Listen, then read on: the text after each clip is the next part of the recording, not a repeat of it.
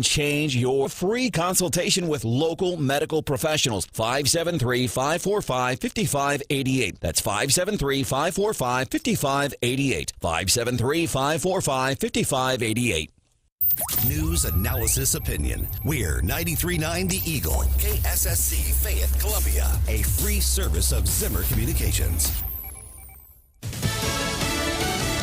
He wants to help Ukraine even more. I'm Dave Anthony, Fox News. President Biden plans to speak this morning in support of the country being invaded by Russia, reportedly planning to ask Congress for more aid in addition to the money and weapons and ammo already sent. But Russia's leader is warning of consequences for those who intervene and create strategic threats to Russia. Our retaliatory strikes will be lightning fast. We have all the tools for this, things no one else can boast of having. This is Vladimir Putin's forces keep bombarding eastern Ukraine. An update on that dire standoff in Mariupol, the once flourishing port city now nearly leveled.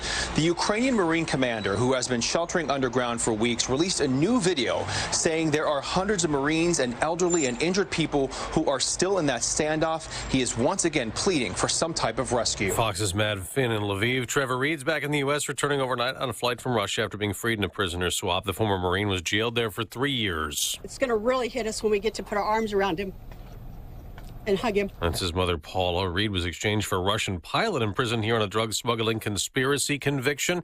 The head of Homeland Security, Alejandro Mayorkas, testifies at the Capitol again today. We are preparing and have been preparing, and we're implementing our plans. We are building further. We are intensifying our efforts. He's talking about Title 42, which the Biden administration wants to lift next month. Republicans fear that will lead to a bigger surge of migrants coming to the U.S. A shooting interrupts shopping at a Target store in Kissimmee, Florida last night. One person was shot and killed, 3 people injured, and 2 people were hurt trying to run away. So all you hear is shots going bum, bum, bum, bum, bum, and then you hear return fire, bum, bum, bum. What led up to all of this still unclear. Danielle Lama with Fox 35 TV. It turns out sheriff's deputies were the ones who opened fire, but the Osceola County Sheriff isn't giving many details. America's listening to Fox News. Finding great candidates to hire can be like, well, trying to find a needle in a haystack, but not with ZipRecruiter. Its powerful technology actively finds and invites qualified candidates to apply to your job. So while other companies might deliver a lot of hay, ZipRecruiter finds you the needle in the haystack. See why 4 out of 5 employers who post a job on ZipRecruiter get a quality candidate within the first day. Try ZipRecruiter for free at ZipRecruiter.com/trial. That's ZipRecruiter.com/trial. Run, walk, honor. The Tunnel to Towers 5K Run and Walk in New York City retraces FDNY firefighter Steven Siller's final footsteps on 9/11. That single event has inspired more than 70 runs, walks, and climbs in different cities across the nation each year. Register for an event in your area or volunteer to start one. Do good and never forget by donating $11 a month at T2T.org. That's T2T.org.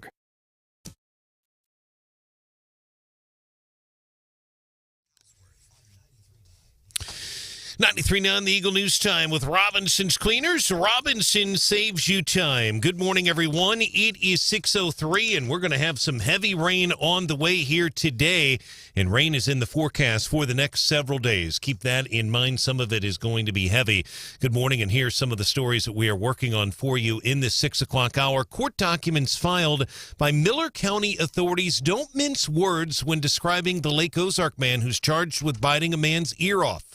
The Miller County Sheriff's Department's probable cause statement says Ryan Pierce's family and neighbors could be killed if he's not captured. The court document describes Pierce as an extreme danger to the public, his children, and wife. Sunday's incident happened when Pierce forced his way into his wife's home, even though there's an emergency ex parte against him. Pierce allegedly bit a man's ear completely off, then gouged his eyes, causing his left eye to be completely swollen shut. Anyone with information on Pierce's whereabouts should contact Miller County authorities immediately.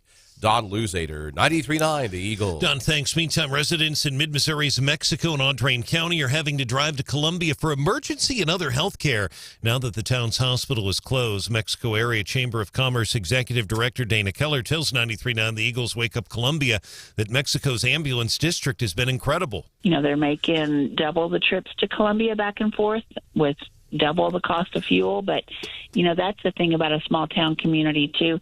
It doesn't take much to rally the whole community around whatever, you're currently facing. And she's hopeful quality health care will return to Audrain County now that Platinum Team Management has acquired the Mexico and Fulton Hospital. She's hopeful at least 12 rural Missouri hospitals have closed since 2014, including the Mexico, Fulton, and Boonville Hospital, Sweet Springs as well. In Jefferson City, Missouri House members in both parties praising the impact that former Mizzou football coach Gary Pinkel had on the program and on academic progress. The House voting 142-0 to approve a resolution honoring the winningest football coach in school history. Columbia Democratic Representative David Tyson Smith says Columbia residents support this resolution 100%. And it changed the culture of our city and really raised the bar for what winning means. And no longer do we really settle for mediocrity. There's still that yearning to be great again. So what he did was incredible. Mizzou is located in Representative David Tyson Smith's district. The bipartisan House resolution notes players on Pinkel's Mizzou teams led the conference in academic progress rate numerous times. 95% of his senior players graduated. Missouri is now facing lawsuits in both federal and state court over the legislature's inability to approve new U.S. House districts, a congressional redistricting map. Republicans control the House, the Senate, and the governor's office. However, they've been unable to agree on a final plan to redraw the state's 8 congressional districts based on the 2020 census. House and Senate maps are similar, but the Senate map does cut off Columbia. It actually splits Columbia and Boone County. That has been a source of controversy. The other split is in Marshfield, so the two maps do not agree. And tomorrow is your opportunity to dispose of expired or unwanted prescription medications. The Boone County Sheriff's Department, local law enforcement, and the Youth Community Coalition sponsoring tomorrow's prescription drug take-back event at the Truman VA Hospital and Mizzou Student Center. Both events tomorrow from 10 until 2, and that'll be at Harry Truman VA and University of Missouri Student Center. The Student Center is on Rollins, 10 to 2 tomorrow. They'll have several other events on Saturday. We'll tell you about those Saturday events tomorrow. News is brought to you this hour by AirServe Heating and Air Conditioning, ensuring the air in which you live and breathe is comfortable and clean for all of your heating needs, cooling needs as well. Log on to airserve.com. 93.9 The Eagle News Time, 6:07.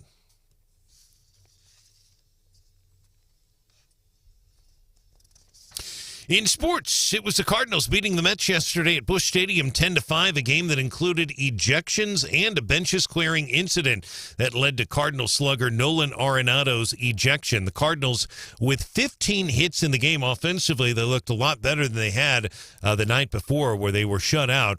They really exploded 10 runs yesterday, but the big issue there started when a pitch was thrown inside an Arenado. He took exception, apparently yelled out, "Do it again," had other words as well. And that's when the umpire stepped in. Several players jumping out. One guy, as Branden pointed out, literally one of the players in the bullpen jumped over a fence to get out onto the field. And there was a lot of pushing and shoving. In the end, several ejections. Stubby Clapp thrown out of the game. Cardinals host the Diamondbacks tonight. First pitch, 6:45, right here on 93.9 The Eagle. White Sox beat the Royals yesterday by a score of 7-3. Kansas City and the White Sox playing again today in Chicago at 1:10. That'll wrap up their series in Chicago, Guaranteed Life Stadium. 93.9 The Eagle News Time is 6:08.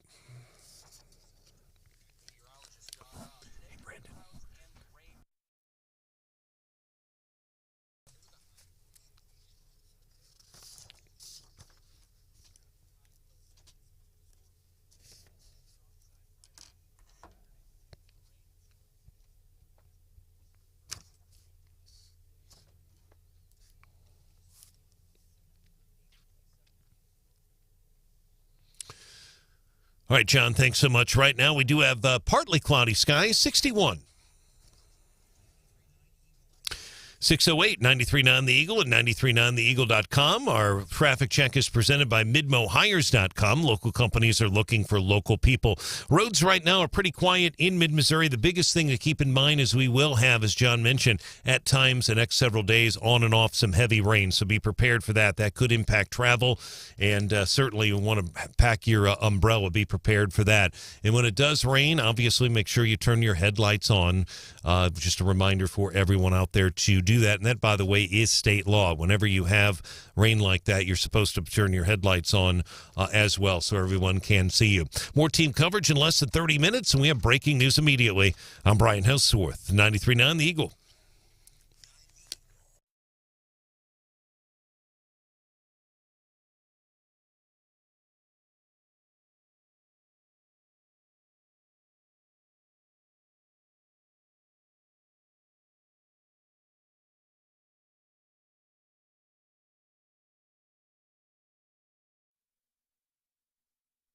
I'm going to work like the devil to bring gas prices down. I will do what needs to be done to reduce the price you pay at the pump. Even if we drilled as much as we could, the price of oil is still set globally. This Keystone pipeline, it would take years for that to have an impact on prices. There's an impediment to production in the United States. Putin's price hike is called the bankers on Wall Street. Oil prices and gas prices are famously something that is largely outside of the direct control of any political figure. The price of oil is very much dependent upon the global supply. So let's look at that. Let's look at why the global supply. What's happening around the globe. That guy's partly right. But how did we get to there? Here's why. Russia invaded Ukraine. It's part of it. Yesterday I went to break time. Gas on the gas board tells you, they usually saying like $3.89 right now. Is that kind of what everybody's been consistently paying? Yeah. $3.89 right now. AAA Missouri says, so we have some of the highest gas prices in Boone, Cole, Monitor, Randolph, Callaway County, some of the highest gas prices in Missouri right here in mid-Missouri, anywhere from $3.80 a gallon to $3.90 a gallon. Missouri, as a whole, as a state average, has some of the lowest gas prices in the entire country. Right here, average price nationally, $4.14 a gallon. Average Missouri price, $3.76. Here in mid-Missouri, we're paying $3.89 a gallon, if not more. So, it's global, it's supply and demand. It's largely out of the controlled political leaders. That's bull. And here's why. So we look at what's happening across the globe, okay? Russia invaded Ukraine. It's when prices, by the way, which were going up since January 20th of 2021.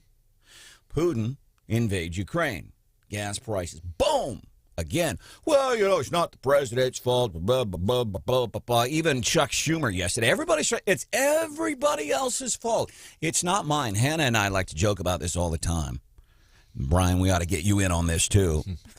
Oh, no. I'm just thinking about the things that you and I joke about all the time. Like, oh. Not that thing. The other thing. We joke. When's the last time that you've gone to somebody and said, yeah, that was my fault.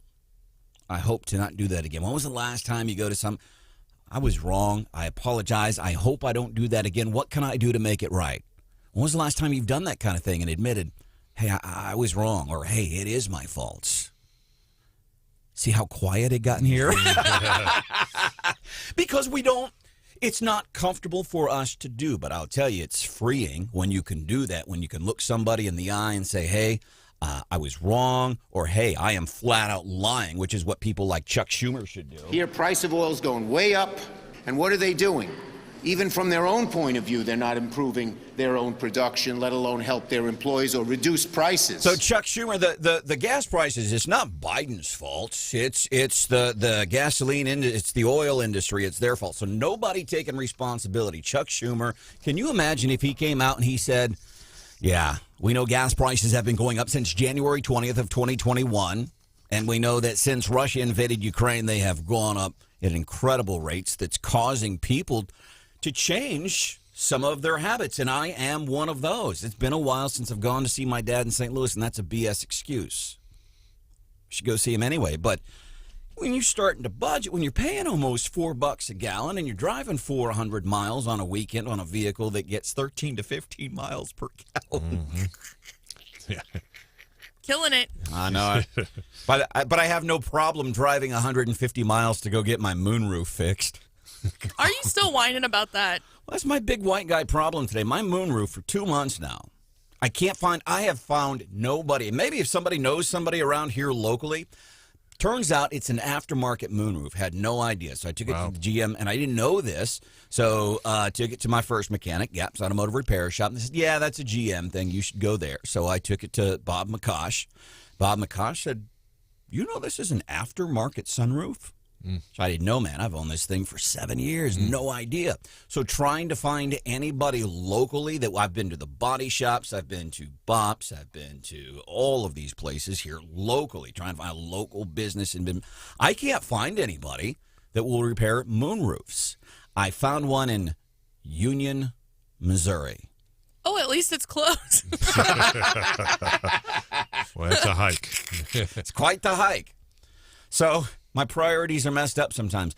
I have no problem going to Union today and, 300 miles round trip, spending gas on that.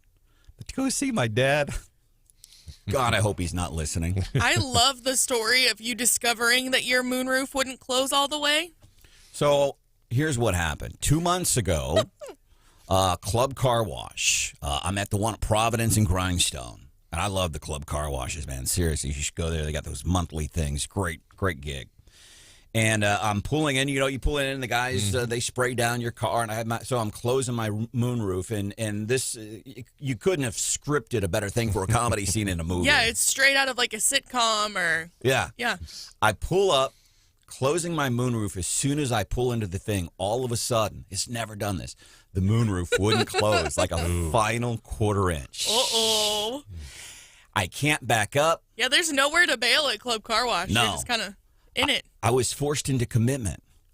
Hey, actually, this might have been a good thing. I know. It's the only time I've ever really committed in the past several years, but it's because I was forced into commitment.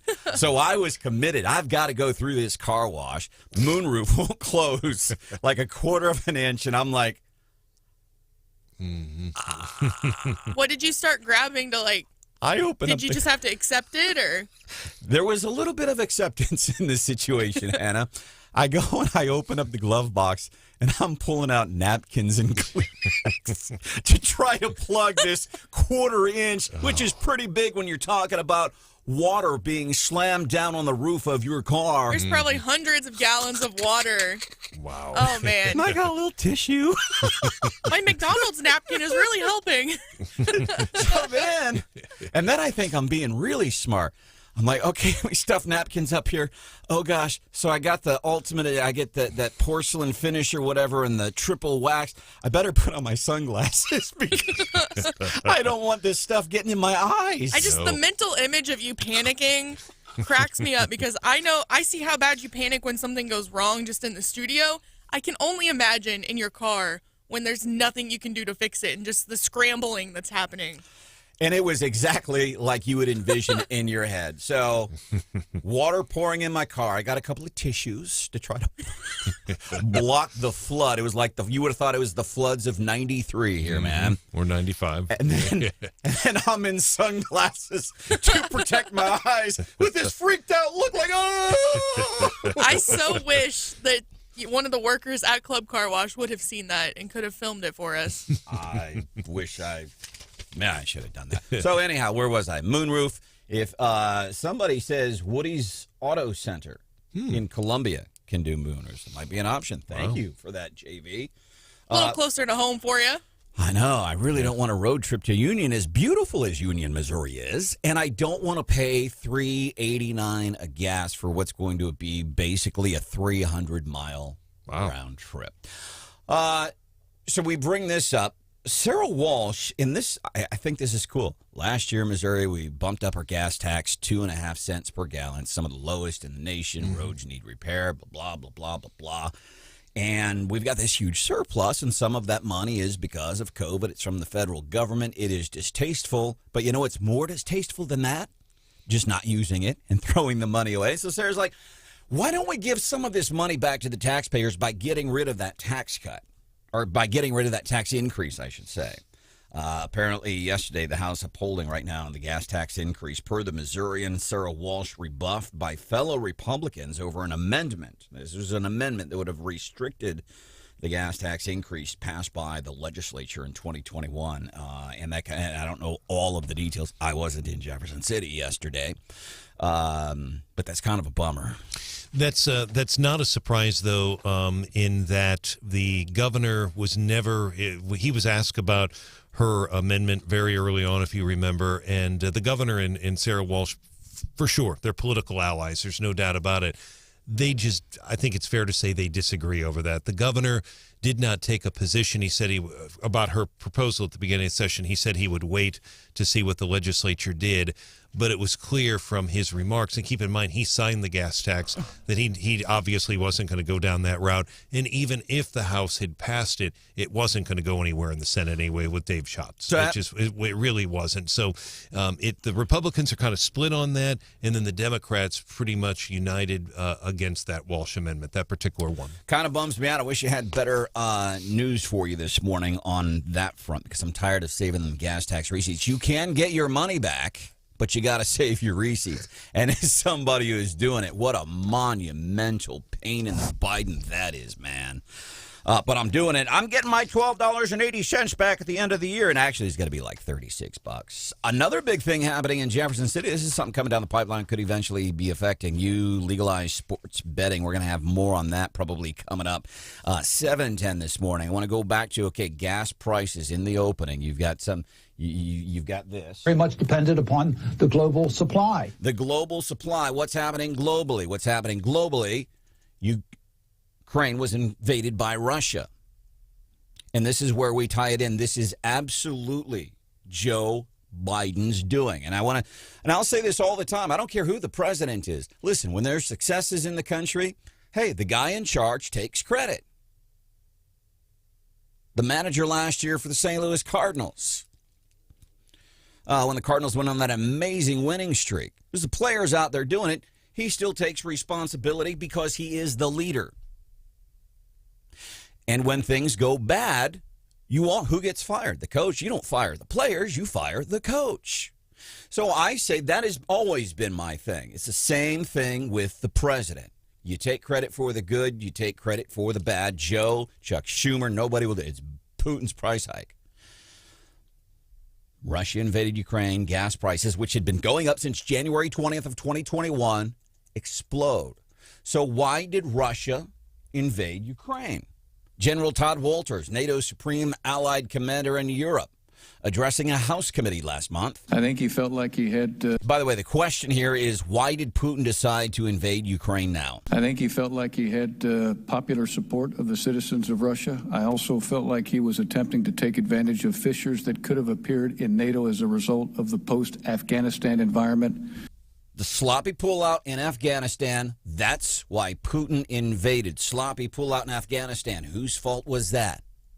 Joe Biden's fault. Gas prices directly. I don't care what the people on the cable TV say. They are absolutely wrong. People think, Joy Reid, MSNBC said this, Anderson Cooper, and they're bigwigs, so they know more than you. That is not true. They are lying. They are full of crap. Coming up, Daily DC Rundown. We're talking money in political races.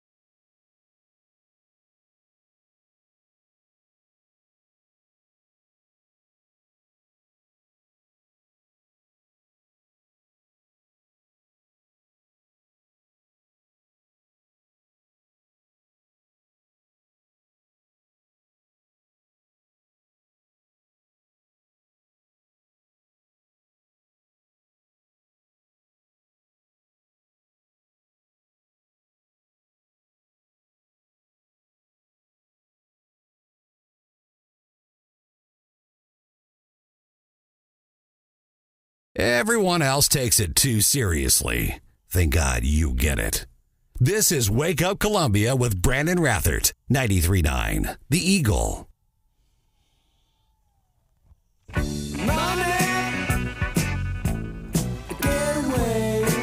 All right, that's what we're talking about in today's Daily DC Rundown here on 93.9 The Eagle. I'm Branden Rathert.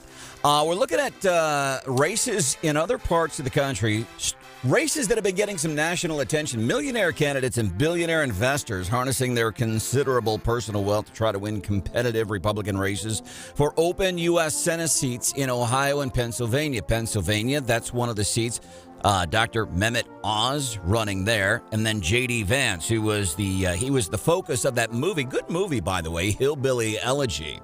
So those folks are doing everything they can. We've got to get these people in office, and everybody does. But just kind of interesting who is throwing their money where.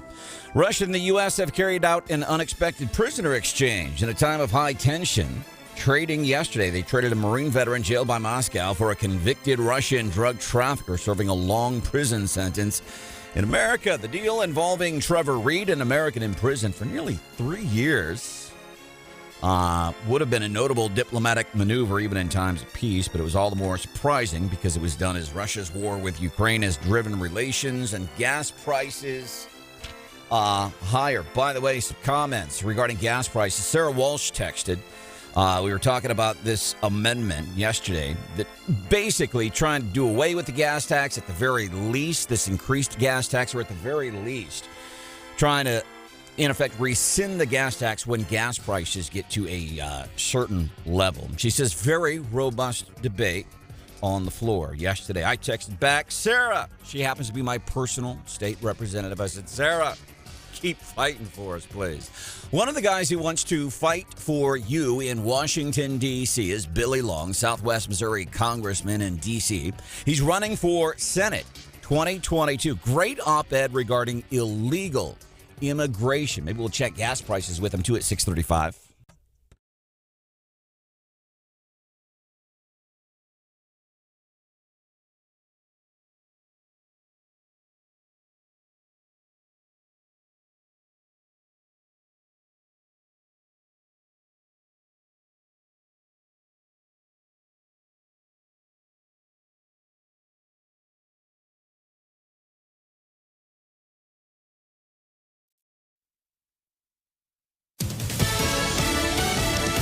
News. I'm Chris Foster. Homeland Security Secretary Alejandro Mayorkas is back on Capitol Hill today taking questions about the border. Mayorkas claimed that the border is, in his words, being effectively managed. We inherited a broken and dismantled system that is already under strain. And Mayorkas is defending a decision by the Biden administration, now on temporary hold by a federal judge, to lift Title 42 pandemic restrictions at the border next month. Fox's Doug Luzader. Moderna has asked for federal approval of its coronavirus vaccine for kids as young as 6 months old.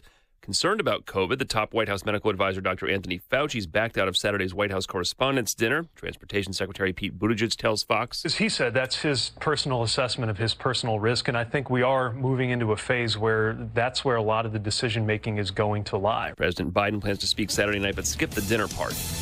America's listening to Fox News. And now award-winning local news coverage with Brian Hauswirth on 93.9 The Eagle. 93.9 The Eagle News Time with Robinson's Cleaners. Robinson saves you time. It is 6:31. Right now we do have partly cloudy skies. It is right now 61 degrees. We're expecting rain on the way, and some of that rain could be heavy. And we could see some stronger storms the next couple of days. We'll keep our eye on that. Good morning. Here's some of the stories we are working on in the 6 o'clock hour. Boone County commissioners have issued a proclamation in support of Ukraine, and a wreath-laying ceremony is set for this morning here in Columbia. Our news partner, ABC 17, reports the United States Exercise Tiger Foundation will be laying wreaths with blue and yellow flowers at 8 this morning at the Boone County Memorial. Pastor Chris Cook of Parkade Baptist Church will be attending. He recently returned from a humanitarian mission to Ukraine. Meantime, in Miller County, authorities say a Lake Ozark man charged with biting the ear off a man on Sunday is in extreme danger to the public, his children, and his wife. That is a direct quote from the probable cause statement filed against 39-year-old Ryan Pierce. He has not been captured. The graphic court documents obtained by the Eagle say the victim will have serious disfiguration to his ear for the rest of his life. Mexico Area Chamber of Commerce hopeful the town's hospital will reopen. You can hear our full interview with Mexico Chamber Executive Director Dana Keller, 939theeagle.com. She is optimistic now, and a bipartisan resolution honoring the winningest coach in Mizzou football history has been approved by the Missouri House. The sponsor is Marshall State Representative Curtis Gregory. He's a former Mizzou football captain. He's the sponsor. Bipartisan bill. David Tyson Smith speaking in support of that bill yesterday. He's from Columbia. News brought to you by MidAmericaMortgage.us. Our news time, 6:33.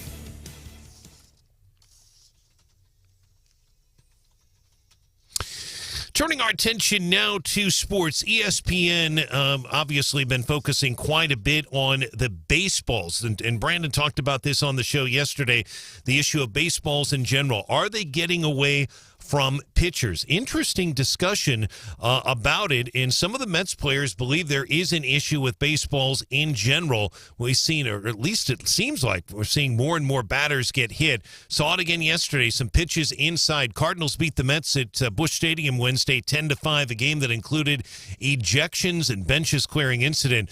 Nolan Arenado ejected in this game. The Cardinals with 15 hits, but all of the attention from ESPN and the national outlets are on what happened. The benches clearing, people jumping over fences to get out onto the field, players as well. In the end, no punches thrown. A couple guys did get thrown down to the ground, and ejections as well. Stubby clap thrown out of the game. Cardinals host the Arizona Diamondbacks tonight. First pitch, 6:45 right here on 93.9 The Eagle. White Sox beat the Royals yesterday 7-3. Kansas City and the White Sox playing again today in Chicago at 1:10. Then the Royals head back. They'll take on the Yankees at Kauffman tomorrow. 93.9 The Eagle News Time, 6:34. Traffic check with MidmoHires.com. Local companies are looking for local people. MidmoHires.com. Find a job or to post your job opening today. Roads are pretty quiet here in mid-Missouri. Again, a reminder, if you're heading out and about, make sure you bring an umbrella because we are going to have rain on and off. In the next, let's say, 5 to 6 days, on and off, we're going to see some dry time, but a lot of rain in there as well. And we'll keep an eye on the forecast right now about what potentially could be happening. You want to definitely keep your radio tuned here to 93.9 The Eagle. More importantly, at least for now, have an umbrella handy. Reminder, Congressman Billy Long joins us live here. He's running for the U.S. Senate. He'll join us live right after this newscast on The Eagle. More team coverage in less than 30 minutes. Breaking news immediately. I'm Brian Hauswirth, 93.9 The Eagle.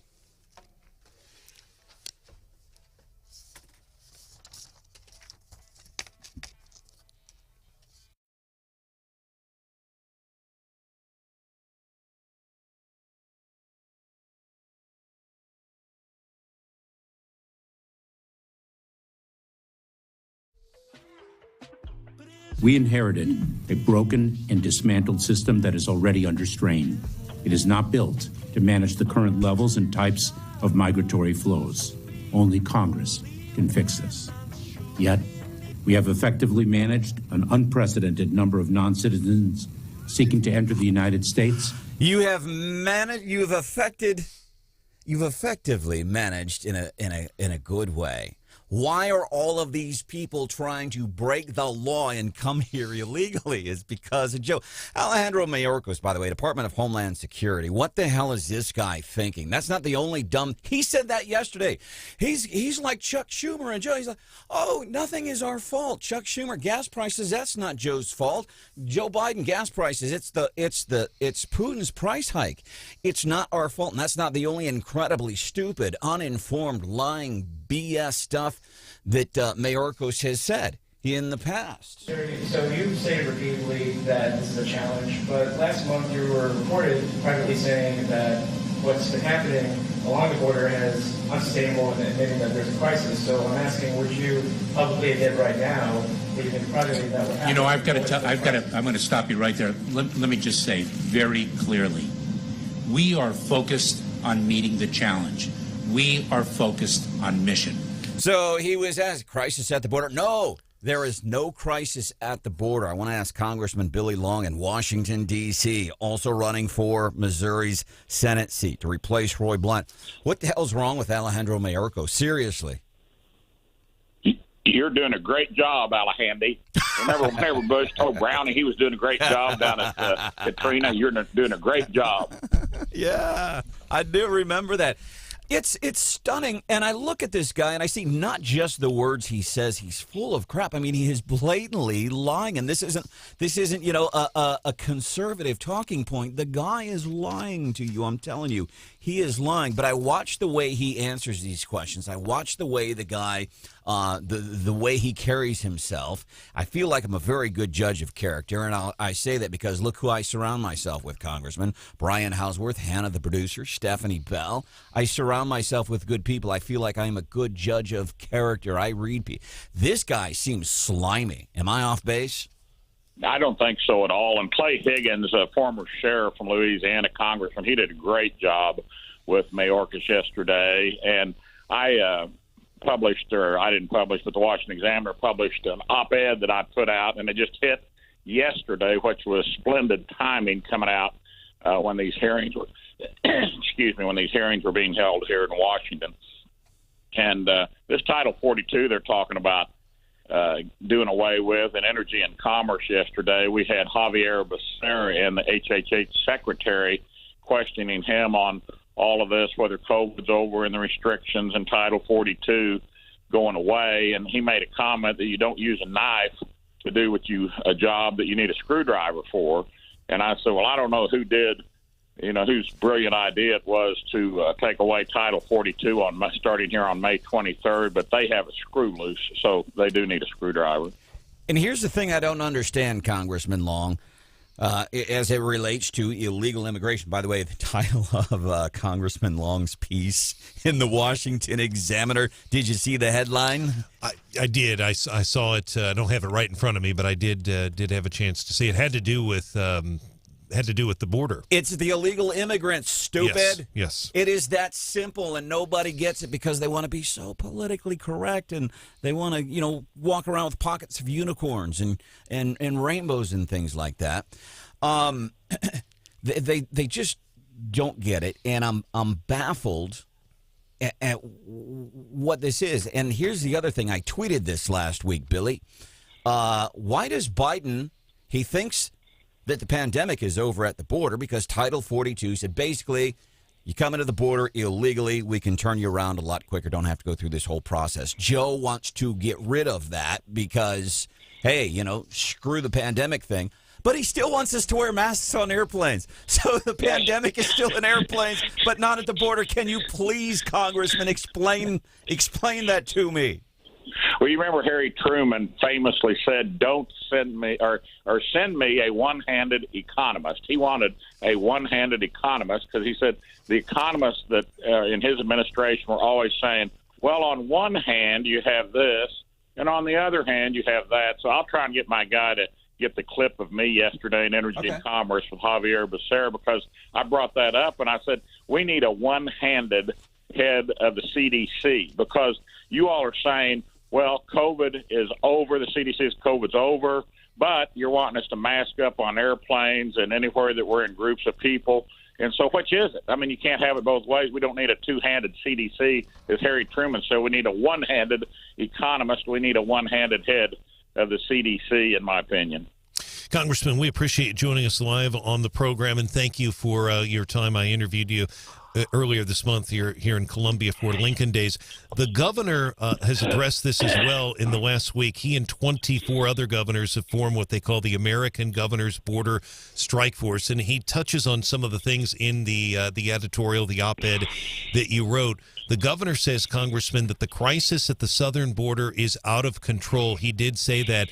And he says that more than 221,000 migrants were encountered at the southern border in March, the highest number in 22 years. Do you have any reaction to these governors forming, including Governor Parson, forming the American Governors Border Strike Force? I think that that's a great idea. And May 23rd, Title 42 is scheduled to go away. Now, it's been stayed by the courts. So hopefully that stay will stay in place, pun there, I guess. But, yeah, it's just absolutely incredible what they're, they think. And I want to correct Branden. Branden said that Mayorkas just doesn't get it. He gets it, Branden. He gets it very well. He just doesn't want to get it. He doesn't want to understand, or you to understand, what's going on down at our border. They're lying to us. They know it, but they're lying to us by saying, we're doing a It's good not job. that they don't get it. It's that they don't want to get it, and they don't want you to get it. And so, yeah, I hope everybody can look up that Washington Examiner piece yesterday. It's the illegal immigrants, stupid. And now a lot of your listeners may be too young to remember James Carville's famous words when Bill Clinton was running. It's the economy, stupid. It's a famous quote that's been around forever, so I just kind of played off of that with my title for my op-ed that was printed yesterday, April 27th. It's the illegal immigrant, stupid. I hope everybody will take a minute to go to the Washington Examiner and pull that out and read that. But, yeah, we're at a point in this country that we're going to get the House back in huge numbers. We have to get the Senate, and this Missouri Senate seat is vitally important that we get the right person nominated that can go forward in November. You're going to have a very well-funded Lucas Kunz, or you're going to have a very well-funded Trudy Bush Valentine. And so, we're going to be up against some strong Democrats. We have to have a Republican that is not going to be split, that's not going to split the party. And so hopefully people will look at BillyLong.com, check us out. I did 4 Lincoln days in 3 days last week. I did Randolph County, Lafayette County, Grundy County, and Jackson County in 4 days. Now, I've done Jackson County, and I've done Clay County there in Kansas City. Didn't see either. Now, there's a big crowd at Jackson County Saturday night. Neither Eric bothered to show up. So if you want the billionaires, 3 billionaires, Singfield and Bush and Fox and St. Louis to pick your next United States Senator, by all means, vote for Eric Schmidt. He's got $3.3 million. You were talking about what you tweeted out, Brandon. I tweeted out last week. I said if I had Schmidt's $3.3 million in his PAC, if I had his money and my looks, I could really go places. Congressman, if I could follow up on and you talked about the race and you talked about Lincoln Days. I interviewed you at the Lincoln Days here in Columbia, and Congresswoman Hartzler was here. Mr. McCloskey was here in Columbia. Dave Sims, who has not got a lot of media attention, he was here. I know you were here, obviously, as well. Eric Schmidt, nor former Governor Greitens were there at the Columbia event. At least I did not see them that night. Can you win this race? Can you win this race knowing that these others have so much money? Now, that's a very good point, Brian. And Greitens, let's talk about his money. He's got $2.5 million. I'm talking about in their independent expenditures, their third-party PACs that they're all going to spend to beat each other up with here between now and August 2nd. Dick Uihlein, out-of-state billionaire, gave Greitens $2.5 million. Bernie Marcus, co-founder of Home Depot, gave him $1 million, so he's got $3.5 million. Schmidt's got $3.2. Mitch McConnell's got buddies, former NRA guys, Chris Cox and another fellow that was NRA. 4 days after Josh Hawley endorsed Vicky Hartzler, set up a PAC out of the ether. Just, we need to set up a PAC for some reason, and let's endorse 2 people. Katie Britt in Alabama, Vicky Hartzler in Missouri. So Vicky's going to have all of McConnell's money. The swamp has settled. Vicky's their candidate. A lot of the politicos in Missouri, all the not Farm Bureau, but all the cattle people and everybody are coming in on Vicky. Everybody's, coalescing around Vicky. So she's got the Missouri swamp and the Washington, D.C. swamp behind her. So that leaves me, which I said from day one, my short suit is I've never been a good fundraiser. I never planned to run on anything before, past Congress. So I spent my money every year helping other candidates around the country to keep the House or get the House back in Republican hands. So I have 2 paths to victory. Donald Trump, when he put out that letter on me 5 weeks ago, we were able to put up some emails and stuff like that out about him supporting me, which that played very, very well. If he would come on and endorse me, he endorsed J.D. Vance last week. Where was J.D.? J.D. was down in single digits like me, and according to the polls. And in 1 week, J.D. Vance went from single digits to top of the heap, 23%, and got $5 million into his PAC with 1 endorsement from Donald J. Trump. So I'm not saying it's going to happen, not saying it will happen, but if that would happen, and he's got 3 chips on the table in May. Trump does, and I talked to him the other day. He said, "Billy, yours is in August, and we've got these May deals." So they're concerned about these May races, but if he runs the table with his 3 endorsements in May, I'm hoping he would be emboldened enough to go ahead and endorse me at that point. So that's one way I win. If Trump endorses me, it's over. The other way, and this is a long shot, that's why my name's Long, I'm always the underdog in all these races. When I ran the first time, it was an 8-way race. I was projected to come in 9th, and this one's a 6-way race, and I'm projected to come in 7th. So I'm used to the underdog role. But Schmidt just spent over like $600,000 the last week in the St. Louis market on broadcast. He spent $1.6 million in the Kansas City market. He's going to use to beat Hartzler over the head with the last week of the election. Greitens has all these attack ads he's running now against Schmidt and against Hartzler. So if the public looks around and gets sick of everybody beating each other up with billionaires, this comes down to BBB, billionaires, big bucks. You got the billionaires that want to tell you who to vote for. If the public goes, hey, I don't need Rex Singfield telling me who to vote for. I don't need Bernie Marcus telling me who to vote for. I don't need Mitch McConnell telling me who to vote for. And they look around and say, hey, is there a normal person in this race, somebody that was not in politics, that went to Congress 12 years ago, stuck to their knitting, got the best conservative voting record of anyone running? I hope that way they'd look and say, look, all these other ones are beating each other up. Let's go vote for Billy Long down there. Plus, I've got the most conservative, not most conservative, I got the most Republican primary voters of any congressional district, and I got my highest raw vote total ever last November of 20. So they know that. These other candidates have spent their whole time campaigning, holding me down, acting like, oh, Billy's really not going to run. You remember these stories. He's going to drop out. He's going to go back and run for Congress. So they know how powerful I am down in the 7th. Congressman Billy Long, I have to. I don't want to. I'd love to keep you, but we are running out of time. We're coming up against 7 o'clock here at Fox News. Website, anything else before we let you go? BillyLong.com. Don't vote wrong. Vote long, and don't be silly. Vote for Billy. Congressman Billy Long, always appreciate your time and your spirit of telling it like it is here on 93.9 The Eagle and 93.9theeagle.com, where you can listen.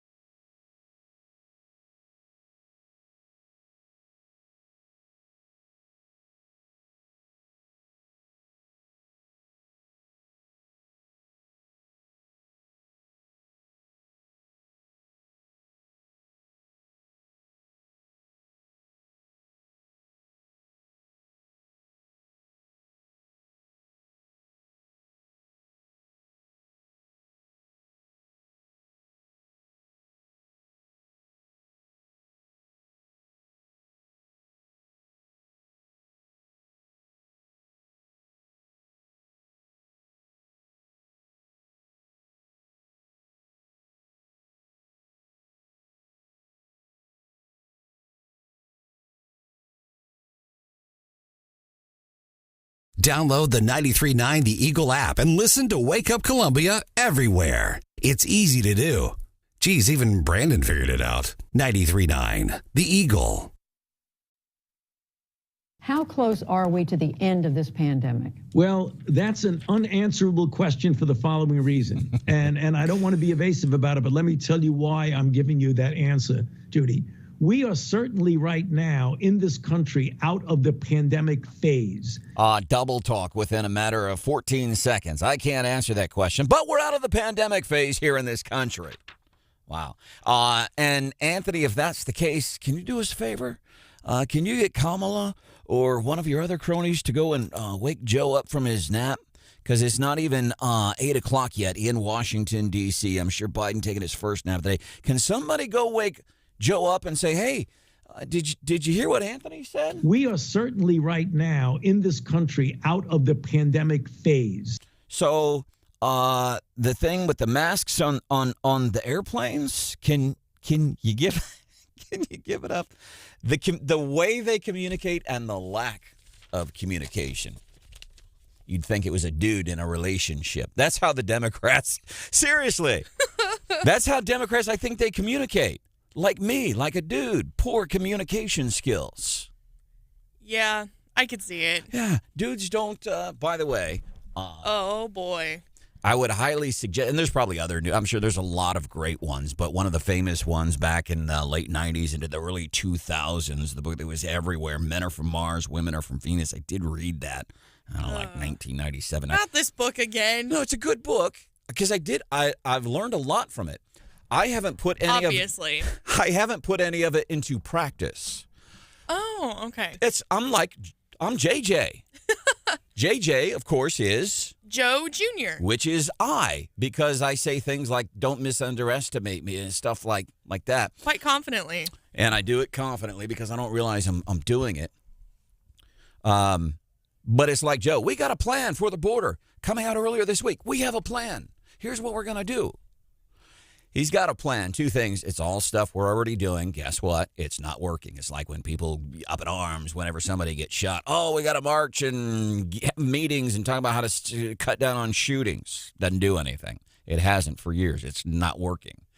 Same thing with the border. Joe saying, listen, I've got a plan. And here's the plan.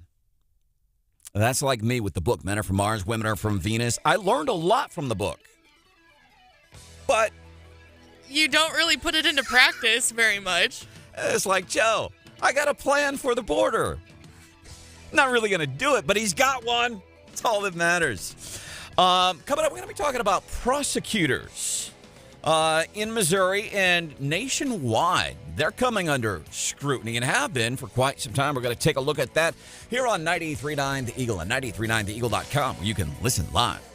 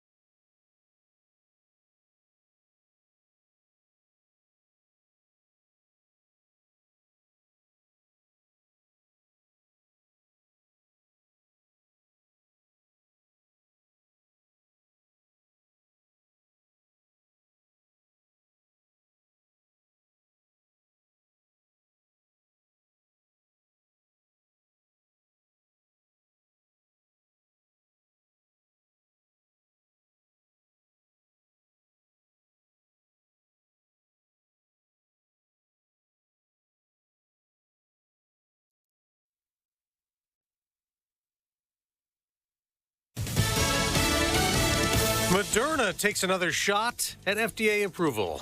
I'm Dave Anthony, Fox News. It's just this morning asking for the okay to give a low dose of its COVID vaccine to little kids younger than 6. So far, only Pfizer has the approval to vaccinate children who are older than 5. Moderna recently conducted a trial with 6,700 children, saying the 2-dose vaccine generated an immune response similar to the one they saw in young adults. Some lawmakers and parents have been growing impatient with the approval of the vaccine in the nation's youngest children. Other parents are skeptical of the safety of giving it to very young kids. They argue they're at very low risk of serious infection with COVID-19. Fox's Sue Guzman. Trevor Reed is back in the U.S., arriving overnight after being freed from a Russian jail where he spent 3 years. Republican Congressman August Pfluger was there to greet Reed's flight in Texas with his parents. Well, it was overwhelming to see the joy on Paula and Joy Reed's face, to understand just how hard they had worked, how tirelessly that they had made every effort possible to bring their son home. Reed was released in a prisoner swap. President Biden plans to speak out this morning in support of Ukraine again, reportedly ready to ask Congress for even more financial and military aid as Russia keeps bombarding several areas. A Ukrainian commander in a unit trapped in the nearly destroyed city of Mariupol is asking for immediate help. There are more than 600 wounded in our unit. The wounds are of various seriousness. They need medical attention in here. There are no conditions, no medications, or personnel that can help them. He says there are also wounded civilians. Homeland Security Secretary Alejandro Mayorkas will testify at the House again the day after telling lawmakers they have a plan to deal with an expected surge of migrants if they end a COVID-era policy that blocked some from entering the U.S. Republicans say the administration's already allowed many in illegally. Congressman Clay Higgins calls for Mayorkas to resign, saying if the GOP wins control of the House next year, you're still in office, you'll face impeachment. America's listening to Fox News. Finding great candidates to hire can be like, well, trying to find a needle in a haystack, but not with ZipRecruiter. Its powerful technology actively finds and invites qualified candidates to apply to your job. So while other companies might deliver a lot of hay, ZipRecruiter finds you the needle in the haystack. See why 4 out of 5 employers who post a job on ZipRecruiter get a quality candidate within the first day. Try ZipRecruiter for free at ZipRecruiter.com/trial. That's ZipRecruiter.com/trial. The Tunnel to Towers Foundation's 9/11 Never Forget mobile exhibit is a tribute to all who lost their lives on September 11, 2001, or from 9/11-related illnesses. This high-tech 83-foot tractor trailer transforms into an 1,100-square-foot exhibit, a tool to educate people about 9/11. Visit it in a city near you and join Tunnel to Towers on its mission to do good and never forget. Donate $11 a month at T2T.org. That's T2T.org.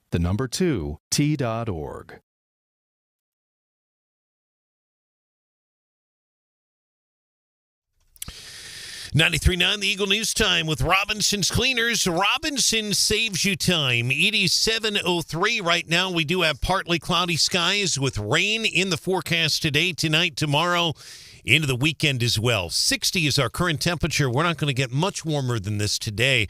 Our high will be about 63 degrees. Good morning, everyone. Here's some of the stories we are working on for you in this 7 o'clock hour. Wreaths with blue and yellow flowers will be laid here in about an hour this morning at the Boone County Memorial near the courthouse in downtown Columbia in support of Ukraine. Boone County commissioners have issued a proclamation in support of Ukraine. The wreath-laying ceremony starts at 8 o'clock this morning. Our news partner ABC 17 reports a U.S. Navy officer will be ringing a bell for those in Ukraine as well as for American veterans. Organizers this morning appealing for tourniquets. They say that Ukraine is in desperate need of them. That event is open to the public. Again, it will start here in about 57 minutes. Meantime, a Jefferson City man who's been convicted of a 2018 murder is appealing. A Jefferson City man convicted in a fatal shooting now wants a new trial. Juwan Worley claims his defense attorney didn't include evidence that Worley's twin brother was the shooter in the death of Justin Camerich. Another victim was shot but survived during that 2018 Jefferson City holdup. John Marsh, 93.9, The Eagle. John, thanks. The Mexico Area Chamber of Commerce hopeful the town's hospital will reopen. Noble Health, you'll recall, closed its hospital doors in mid-Missouri's Mexico and Fulton on March the 25th. Mexico Chamber Executive Director Dana Keller says it has been a rough month. She's optimistic now, and she says Mexico and Audrain County need that hospital. our county is too big, way too big, not to have a hospital in Mexico. I mean, it's life or death when you have to travel, 40, 45 minutes by ambulance or otherwise to get health care. Mexico's population is about 11,500. There is a large elderly population in Mexico and Audrain County, the surrounding counties as well. Platinum Team Management, a company based out of Texas, has announced they're in the process of trying to reopen the Mexico and Fulton hospitals as soon as possible. Again, Ms. Keller is optimistic. You can hear our full interview with her, 939theeagle.com. A bipartisan resolution honoring the winningest coach in Mizzou football history has been approved by the Missouri House. Marshall State Representative Curtis Gregory, a former Mizzou football captain, is the sponsor. Whereas he joined Coach Bear Bryant and Coach Steve Spurrier as one of only 3 coaches in college football history to hold the most wins for 2 collegiate football programs. Representative Gregory there on the House floor. Pinkel is also the winningest football coach in Toledo history. He earned the MAC Coach of the Year award twice. Former Mizzou football coach Bob Stoll, former Mizzou athletic director Mike Alden, Mike Kelly, the voice of the Tigers. Several of Pinkel's former players attended Wednesday's event in the Missouri House chamber. Jimmy Costello was there as well. I'll talk more about him coming up in sports. More than 400 graduates will be walking at Saturday's commencement ceremonies at Columbia College. 68 of them nursing students will also receive their nurse's pin on Friday evening in Lawner Auditorium. Columbia College spokesman Sam Fleury says 15 countries, are represented in this year's class. They include Mexico, Canada, Haiti, as well as Germany. And Missouri is facing lawsuits in both federal and state court over the legislature's inability to pass congressional redistricting. The 2 chambers, the House and the Senate, have both passed a maps, but they're not the same map. They're similar. The big difference is the Senate map splits Columbia and Boone County. There's also a split in Marshfield. And again, there are lawsuits right now in federal and state court. 93.9 The Eagle News is brought to you this morning in the 7 o'clock hour by the Candy Factory in downtown Columbia. The Candy Factory, chocolate-covered strawberries from the Candy Factory, anniversary, birthday, Mother's Day. Candy Factory is in downtown Columbia. 93.9 The Eagle News time is 7:07.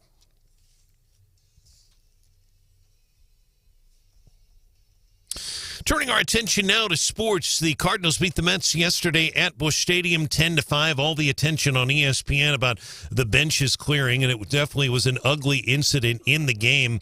Had a lot of players getting hit by pitches during this series. And one of the things the pitchers of the Mets have talked about is just baseballs in general. They think something is wrong with the baseballs in general. Perhaps the way they're made, little unclear about exactly what that is, but they want the league to look into that. Cardinals with 15 hits in the game. The Cardinals beat the Mets again 10-5 yesterday. Arenado, 3 RBIs in the game. Cardinals Diamondbacks tonight. First pitch 6:45 on the Eagle. White Sox beat the Royals yesterday 7-3. Kansas City and the White Sox play again today in Chicago at 1:10. I do want to mention quickly Jimmy Costello. If you're a Tiger football fan, you'll recognize that name. He was at the Missouri Capitol yesterday.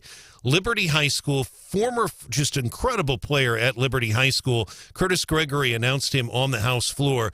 For those of you who remember at Mizzou, he was a backup quarterback, a walk-on. He's now in the U.S. Army Special Forces. He looked fantastic at the Capitol yesterday. Saw his picture. He won a contest at Faurot Field in Columbia against Chase Daniel and Chase Patton. We'll tell you about that coming up at 7:30 this morning. An amazing feat. Our news time, 7:08.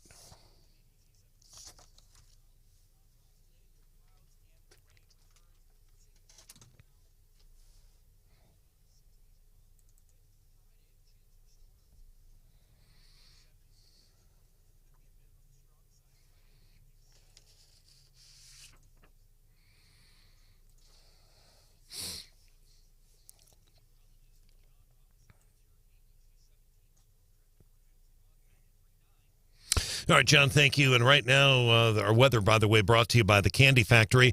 We have partly cloudy skies. It is 61.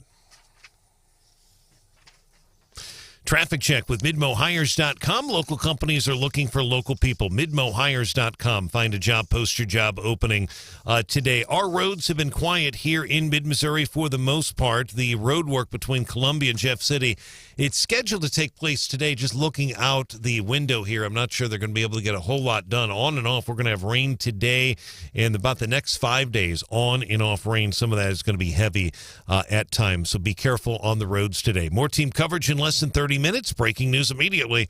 I'm Brian Hauswirth, 93.9 The Eagle.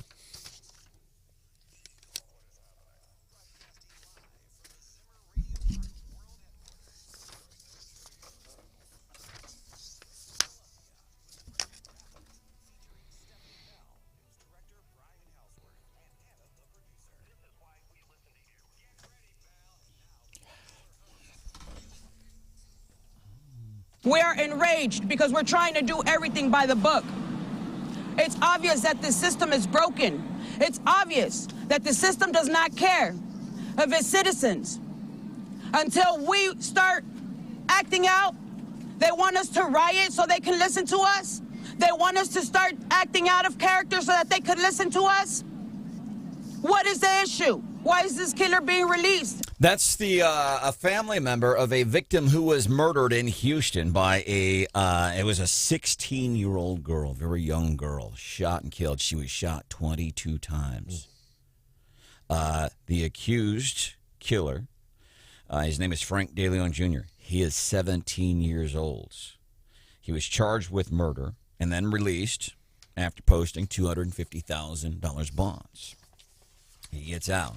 He's got on the ankle bracelet and everything. Says, I'm going to go out for just about running down to the church. He busts that.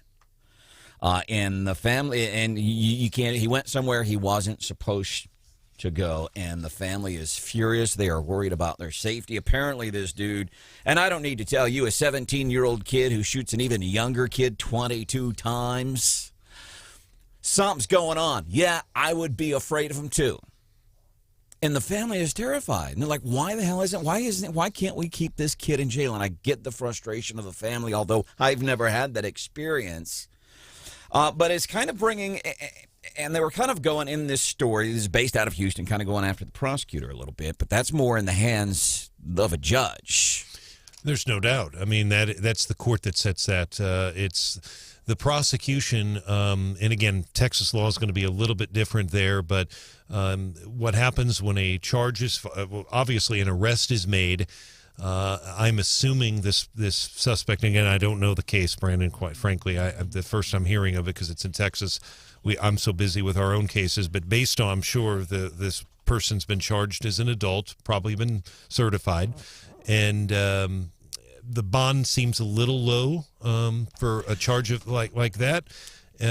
Maybe it was a surety bond. I don't know. But the reality is it would be the judge, the court, that sets the bond. No doubt. I want to talk about some of those local cases and what you see here.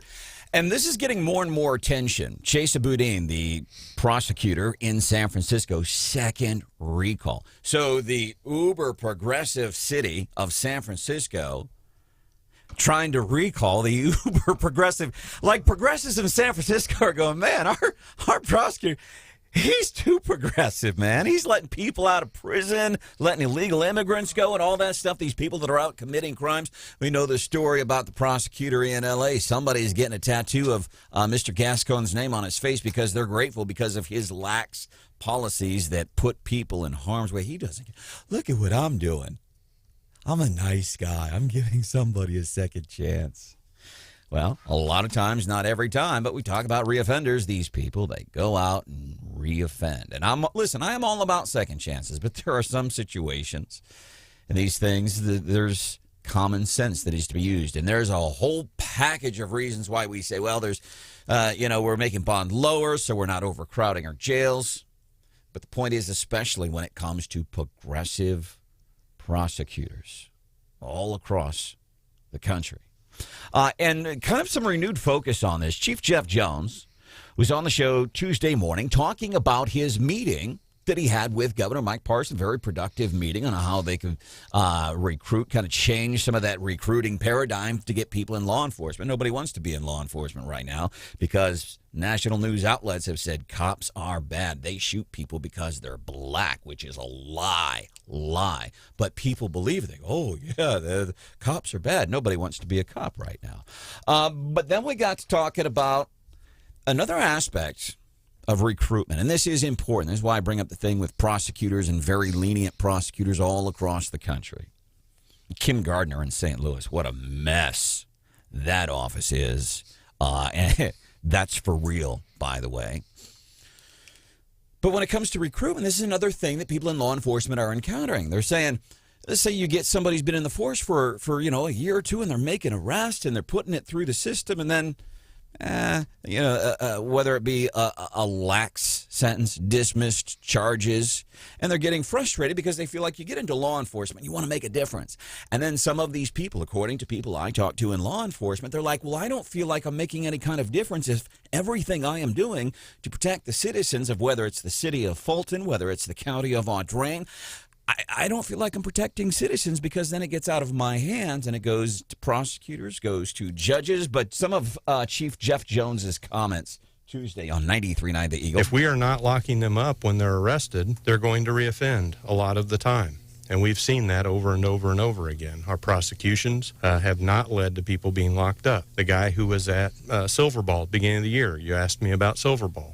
That guy's on video shooting 3 people. He's a convicted felon, and he got 120 days in jail. How does that happen? I don't want to be clear. He's not talking about prosecutors. He said prosecutions. And kind of back to the point, we said, well, why do they get such a lenient sentence? Well, a lot of times that goes to the judge. And incidentally, the judge has legal parameters within which they have to sentence at bail, what have you. Yeah, and again, I'm so glad the chief came on. That was a fascinating interview. The biggest thing I would say, it's extremely complex. Branden, we literally could do 2 weeks on this, and I don't know that we'd be able to break it down, but I'll try to summarize it in about 30 seconds. The issue here is, quite frankly, if you look at the docket, I went down to cover the sentencing for David Myers last week, who was convicted of murder. He got 40 years, by the way. Very, very emotional sentencing. On a Friday afternoon, if I had done that 10 years ago, that courthouse would have been empty. It was full of people. The dockets were full. On a Friday afternoon would have been unheard of because, well, part of it is COVID, but also increasing cases. But so the numbers have gone up. But it just depends. The judges have discretion, but I would also point out Achterberg, Brotherton, those two, they're being held right now in jail. There's a number of other murders. David Myers technically is still in the jail, although he'll be transported to the prison. There are other people in there as well. Ariata, who is the shooting suspect that was allegedly caught on video, the one downtown at 9th and Cherry, he's jailed without bond right now. So I could give you a number of examples where they are locked up. Silverball, without me being in court, and unfortunately I think that sentence was going on when I was covering a different trial. I believe that was during the Justin Witt trial, as I recall. I was not in there, so I can't speak to what happened in that. Mm-hmm. But you've got that, and then you also have the Probation and Parole Board, which a number of these folks that we've reported on they've been in prison. And some of them, by statute, they have to be paroled. You can't keep them in there over a certain amount of time. You can't. It's called a 12-12. When they serve their sentence, they're out. There's other issues at play, but a number of them have been paroled. And the biggest one that I can think of is a Stephen Thorpe, the murderer who went up to Moberly and barricaded himself in a house. That happened as well. That was not the judge. That was the parole board that let him out. So there's a lot of things at play here, but the big thing, people get scared in these situations. Sure. So and so killed J. John, and now they're out, and they're going to come out after the rest of the family.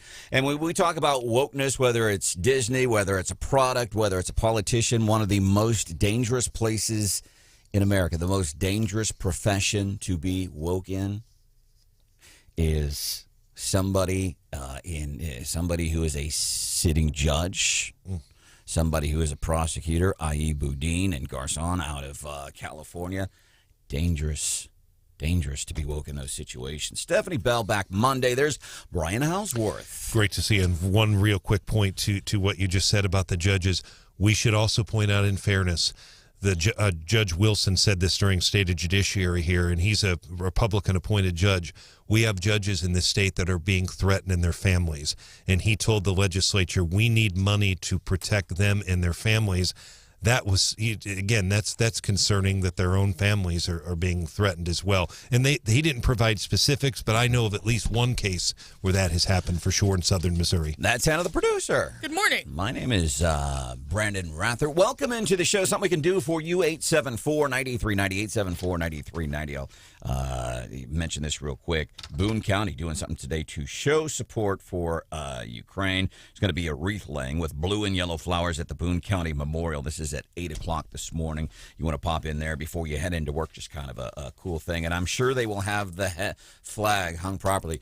You know, we talk about people being woke. One of the most dangerous professions to be woke in, I think, would be a judge or a prosecuting attorney. Teachers, also very dangerous when you have the woke mindset infiltrating classrooms and teachers. Randy Weingarten, president of the Teachers, American Federation of Teachers, and she is an idiot. We've seen, what was the word she misspelled? Hannah was goofing around on Twitter one day. Now think about this. She's trying to talk about world politics, Russia and Ukraine, and Randy Weingarten, American Federation of Teachers, education, right, puts out a tweet, and she misspelled a word in the tweet. I think it was Ukraine, maybe. I don't remember, but I think it was a pretty simple word. Ukraine. She is the president of the American Federation of Teachers. She misspelled. This wasn't a typo. She misspelled it. She's coming under even more fire for two other reasons. This is who teachers elect as the president of the American Federation of Teachers. And I'm not blaming all teachers locally. There are some phenomenal teachers, and there's a lot of not phenomenal teachers who want to push agendas on kids because we got to be kind and love. We do need to be kind and love one another. Doesn't mean we have to cram stuff down kids' throats. Doesn't mean we got to say, well, parents have no business knowing what their kids are taught at school. That's happened. Politicians, somebody running to be governor in Virginia said that. Parents don't need to know what their kids are learning in school. That is incredibly disturbing, too, that's the mind set. So now, Randy Weingarten, president of the American Federation of Teachers, misspells a word on Twitter. She doesn't think that parents should have any say-so in what's happening where their kids are going to school, despite the fact that we pay taxes. Matter of fact, you pay taxes, you have a say-so. So she's come under more fire. She incredibly and intentionally misquoted somebody. I can't but it was very important. This guy was saying something. She bent his words completely misconstrued what the guy said. The other thing she did, she put out another tweet of the Ukraine flag. This is why I know we're getting it right in Boone County today. Most of us in Boone County, pretty smart. The president of the American Federation of Teachers, Randy Weingarten, she put another tweet out of the Ukraine flag. Uh-oh. It was upside down, Hannah.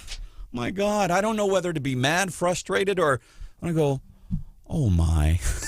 Bless your heart. Pity. Maybe that's where we are. What's hot with Hannah today? I have a question posted on the Wake Up Columbia Facebook page about things that are popular now that we might regret in 5 years.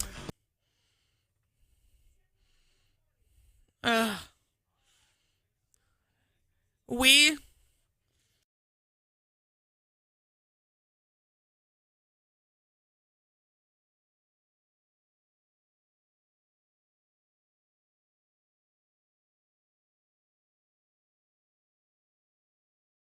pain, knee pain, joint pain. I ask this because for years I dealt with something called piriformis syndrome. It's kind of like sciatica, but it's more of a specific muscle, the piriformis muscle that sits on a nerve, and couldn't figure it out. And I did want to mask it up with but I didn't want to mask it up with pain meds. I didn't want to do all this stuff, and it was physical therapy, and I remember spending all these years researching what's different, what's new. I've done some research, and I found QC Kinetics. QC Kinetics, the nation's leader in regenerative medicine. They're open. And this is it's a non-surgical approach. It can restore, it can repair damaged tissue in your joints. And listen, I can go into all of the scientific reasons for why this works, but mostly don't you want to just know that it works? That's what's important. free consultation with local medical professionals when you call QC Kinetics 573-545-5588, 573-545-5588. Call QC Kinetics, free consultation with a local medical professional, 573-545-5588.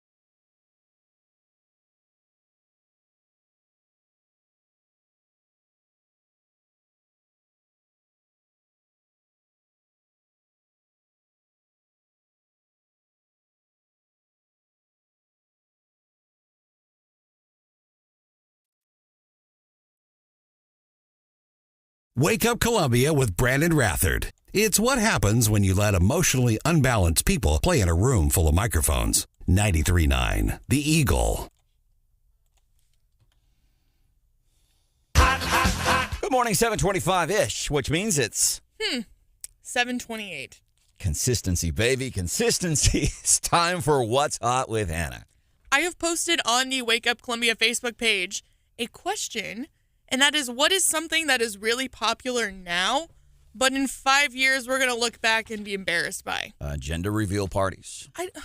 What is your gripe with gender reveal parties? So self-serving. Everybody come celebrate me and the gender of my baby that's not here yet. It's just... People are excited about the new life that they're bringing into the world. Yeah, and I'll be excited when that new life actually gets here. And I don't need to know the gender, and I don't need you to cause a damaging forest fire in Arizona that kills people because you did an explosive type of gender reveal party. Okay, yeah, the fire that resulted from that one was kind of crappy. But no, I get it. People like it, and that's cool. Right. Are we getting some good responses? Yeah, so we are. The number one answer is coming up at 7:35. Sure. Is it worth waiting for, or do you want to tell us now? No, you wanted me to wait, so. All right. Well, it better be worth waiting for, Hannah. Number one thing, and maybe you've got something too, you can answer that on the Wake Up Columbia Facebook page, text, call. What are we doing now that we're going to be embarrassed by 5 years from now? Yep. All right. I like it. We're going to get into that, and big day for a Mizzou coaching legend yesterday. That's coming up at 7:35.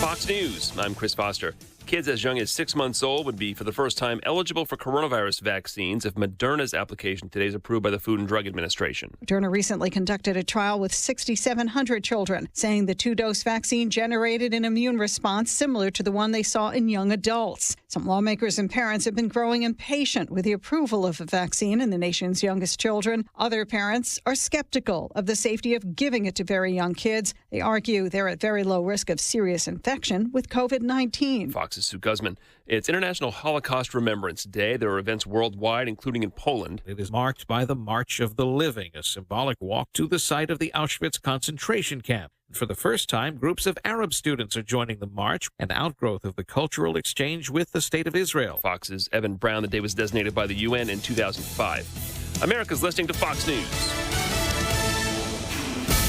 And now award-winning local news coverage with Brian Hauswirth on 93.9 The Eagle. 93.9 The Eagle News Time with Robinson's Cleaners. Robinson saves you time. It is 7:31. We do have partly cloudy skies.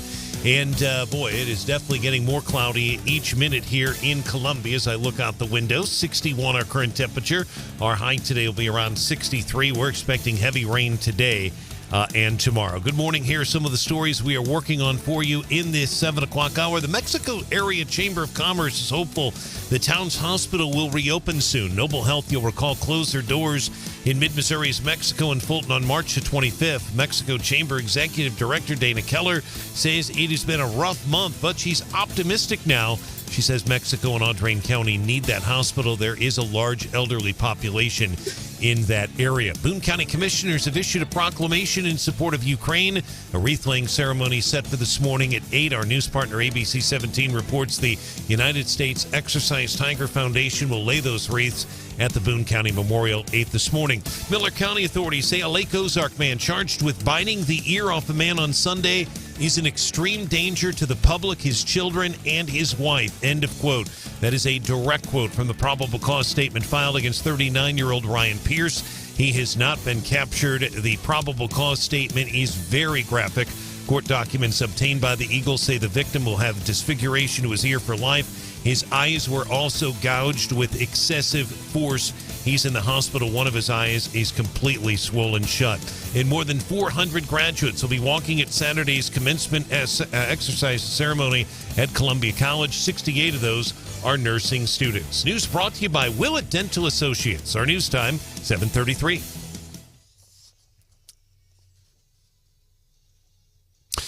In sports, Cardinals beat the Mets yesterday at Busch Stadium 10-5. All the attention nationally on the benches clearing incident. Nolan Arenado ejected in the game. Stubby clap thrown out as well. Arenado did have 3 RBIs in the game. A lot of questions. Is there something wrong with the baseballs themselves? That's something some of the Mets pitchers have suggested during the series, and that's getting a lot of attention in New York. The league says they'll look into that. The Cardinals host the Arizona Diamondbacks tonight. First pitch, 6:45, 93.9 The Eagle. White Sox beat the Royals yesterday, 7-3. KC and the White Sox playing again today, 1:10 in Chicago. And Missouri House members, both parties praising the impact former Mizzou football coach Gary Pinkel had on the program and on on progress. Branden and I will talk more about that in a moment. A quick note about Jimmy Costello. He was also on hand yesterday, former Mizzou quarterback. He's now in the Army Special Forces. Incredible athlete. He was a guy, for those of you who remember, had a contest with Daniel and Patton in the south end zone. The contest was to throw the ball out of the south stands and out of the stadium. Think about that at Faurot Field, how hard that would be to do. He was the only one who was able to do it. Jimmy Costello, now in the U.S. Army Special Forces. Congrats to him. Our news time, 7:34. Traffic check with MidmoHires.com. Local companies are looking for local people. MidmoHires.com to find a job or to post your job opening today. Well, we want to remind everyone there will be a wreath-laying ceremony this morning here in about 26 minutes at the Boone County Courthouse. The memorial is out in front, if you will, of the courthouse. That is where that will take place, and hopefully the weather will cooperate for that. No other major traffic issues to report at this time. Our number, if you want to call us with a accident, crash, etc., 573-874-9390. More team coverage in less than 30 minutes. Breaking news immediately. I'm Brian Hauswirth, 93.9 The Eagle.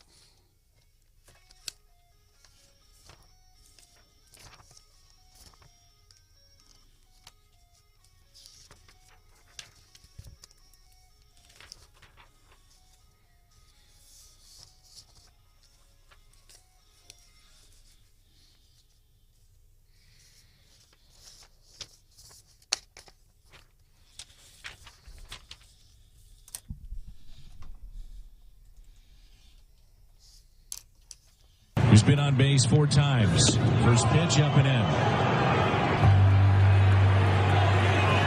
Both benches clear. Now the bullpen's racing in from left field and right field. I think to Nolan's point, saying, okay, if you want to do it, there's a way to do it. Get down. Yep. Better not be down or be up in my head. That's it. Nolan knows. He knew what was coming. There's nothing that he did, obviously. But there is a way to do it. You get the ball down. Jumping over the fence to get in. Yesterday, that was going down right here on 93.9 The Eagle. This is Wake Up Columbia. Brian Hauswirth is there. Good to see you. Good morning. That's Hannah. What up? My name is Branden. Rathert. Stephanie back Monday. Yesterday here on 93.9 The Eagle. Cardinals mess. They've already had some, and you've talked about this back in the 80s, man. They used to be a pretty decent rivalry, Cardinals and Mets, and not a decent rivalry, but it was nasty. Anyhow, big time. Past couple of days, several hit pitches. There was one of the guys from the Mets. He's complaining at Major League Baseball, saying they don't care. There's like one inning you can throw the ball and it's fine. The next inning it's doing all this stuff, and people trying to figure out what is going on with baseballs. The Mets, by the way, they've been hit 18 times. So yesterday, Nolan Arenado, who's had a killer day, by the way, like 3 for 5, something like that. Three RBIs. 3 RBIs, killer day. Towards the latter part of the game, Cards up 10-5, and this pitcher throws high and inside. You don't throw at a dude's face like the announcer said there. If you want to hurt somebody, hurt them throw at their legs or something. Don't throw at their face. And Nolan, he started jaw-jacking, and the pitcher started coming off the mound first, by the way. If you watched the video, the pitcher comes off the mound first, because that's another thing about dudes, Hannah. Man, dudes, we can be so prideful to a fault. I know. Duh, Branden. Are you trying to mansplain me about how men are? Let me add that to the list on What's Hot with Hannah. Things that we say, we're going to get to this here in a few minutes. Mansplaining. That is a ridiculous, overused, meaningless term. Says a dude. It is. Hannah's got a great question posted on the Wake Up Columbia Facebook page for What's Hot with Hannah. Yeah, so what's something that is popular now, but in 5 years we're going to look back on and be embarrassed? Did we really do a gender reveal party? Did we rent a park, invite 150 people, and hit a golf ball and watch it explode? You gotta let it go, pink? man. Serious. That's how passionate I am about it. It's just a weird thing to, die on. That's... Yeah. Well, see, and that's another thing. It's weird. I'm putting that on the list, too. That's the other thing I think people are going to be embarrassed about. Anytime somebody, you hear something that you don't agree with or that you don't understand, it's weird. Didn't you just call somebody weird this morning? Probably, but it's different. Oh, okay. So we are going to get into some of these. So if you've got a list, things that we're doing now, and the easiest one for me, because it was during my era, parachute pants. Man, we were all about the parachute pants. 28 pairs of parachute pants. These are going to last me probably till I graduate Southeast Missouri State University a year and a half later. What do we do with these? Well, we wash the car with them or something. So we'll get into that. So the Cardinals and Mets yesterday, it's the baseballs. And the Mets are saying something's wrong with the baseballs. Something's wrong with the baseballs. And I wish this would have got more traction. Cardinals pitcher Miles Michaelis said the other night, it's not the ball's fault. It's the pitcher. So the Mets have been hit 18 times this year early in the season, and they're taking exception. But in all of Major League Baseball, the number of hitters getting hit by pitch, it's actually down. You know, it is interesting. It's tough. I haven't touched the ball, obviously, just watching it, but listening to it. But if you have a pitcher, and think about this from the Mets perspective, the Cardinal fans are looking at it from the Cardinal perspective, but the Mets pitcher himself said it's the baseball's fault. Now, think about that, how that's going to play. I'm sure his guys in the dugout didn't like to hear that, because basically he's saying it's not the pitcher, it's the ball, and it was the Mets guys. And one of them was hit in the head, by the way. Alonso was hit in the head. So the Mets were frustrated. There's no doubt about that. That ball was in on Arenado. In the old days, they used to throw at their numbers. That was the way it was done. You used to hit a guy in the numbers, and you just don't see that as much anymore. But it could have got ugly, and you don't want to throw and hit a guy in the head. There was a player years ago named Tony Canigliaro. He never was the same. I don't think that was deliberate, but I'm trying to think another guy. Mike Torres was a pitcher, and I think it may have been Dickie Thon. There was a guy in the 80s got hit, and you hit somebody in the head. It can ruin your life. It can ruin your career. They take exception. Now, I will say this: when some of the Mets players got hit this week in St. Louis, I don't think any of that was intentional. I think yesterday late in the ball game, Cardinals basically had wrapped up 10-5, and a guy in the sloppy part of the game throws high and inside. Maybe the ball got away from him. But here's the thing. Again, I go back to this whole thing. I wish Chuck Schumer and Joe Biden and people like that could go, hey, you know what? I'm sorry. I was wrong. As a matter of fact, Cardinals pitcher Jordan Hicks the other night, he did that. He hit a guy, and it looked like he started to walk over to say, hey, I'm sorry, it wasn't intentional. This pitcher for the Mets yesterday, Nolan Arenado, starts jaw-jacking at him. The pitcher doesn't have the wherewithal to ignore him or go, hey, you know what? It was an accident, which tells me it was intentional. He was trying to throw high and inside. Cardinals tonight early in the season. Diamondbacks. But still taking on the Diamondbacks tonight, and we're at least in the top 5 in the National League Central right now, right? Yeah. Okay, should top be 5. Good. Should be good. 874-9390. I'm loving what Hannah has done today with Wake Up Columbia's Facebook page. And if you're not friends with That's the a first. I always love what you do with the Wake Up Columbia Facebook page. And I'll tell you, seriously, the biggest reason that I appreciate what you do on there is because then I don't have to do it. I know. Yeah. I am on Twitter, though, at Rathert Branden. Where can we find you? At Brian on the air. Producer_Hannah. So hit us up. That's the Musk mandate. Elon Musk owns it now. The Musk mandate. We have a Musk mandate here on the show. We are mandating that you get a Twitter account now that Elon Musk is going to be owning it, and you hit us up. It's a Musk mandate. What's Hot with Hannah? We do it every morning, 7:25-ish, with big emphasis on ish. Today, great question. What's something that is really popular right now, but in 5 years we're going to look back and be like kind of embarrassed by? Easy one. What's the number one answer you're seeing on Facebook? Well, so it was masks at 7:25-ish when I was originally going to do this, but since then, the usage of the word woke has overtaken. See, and I love that.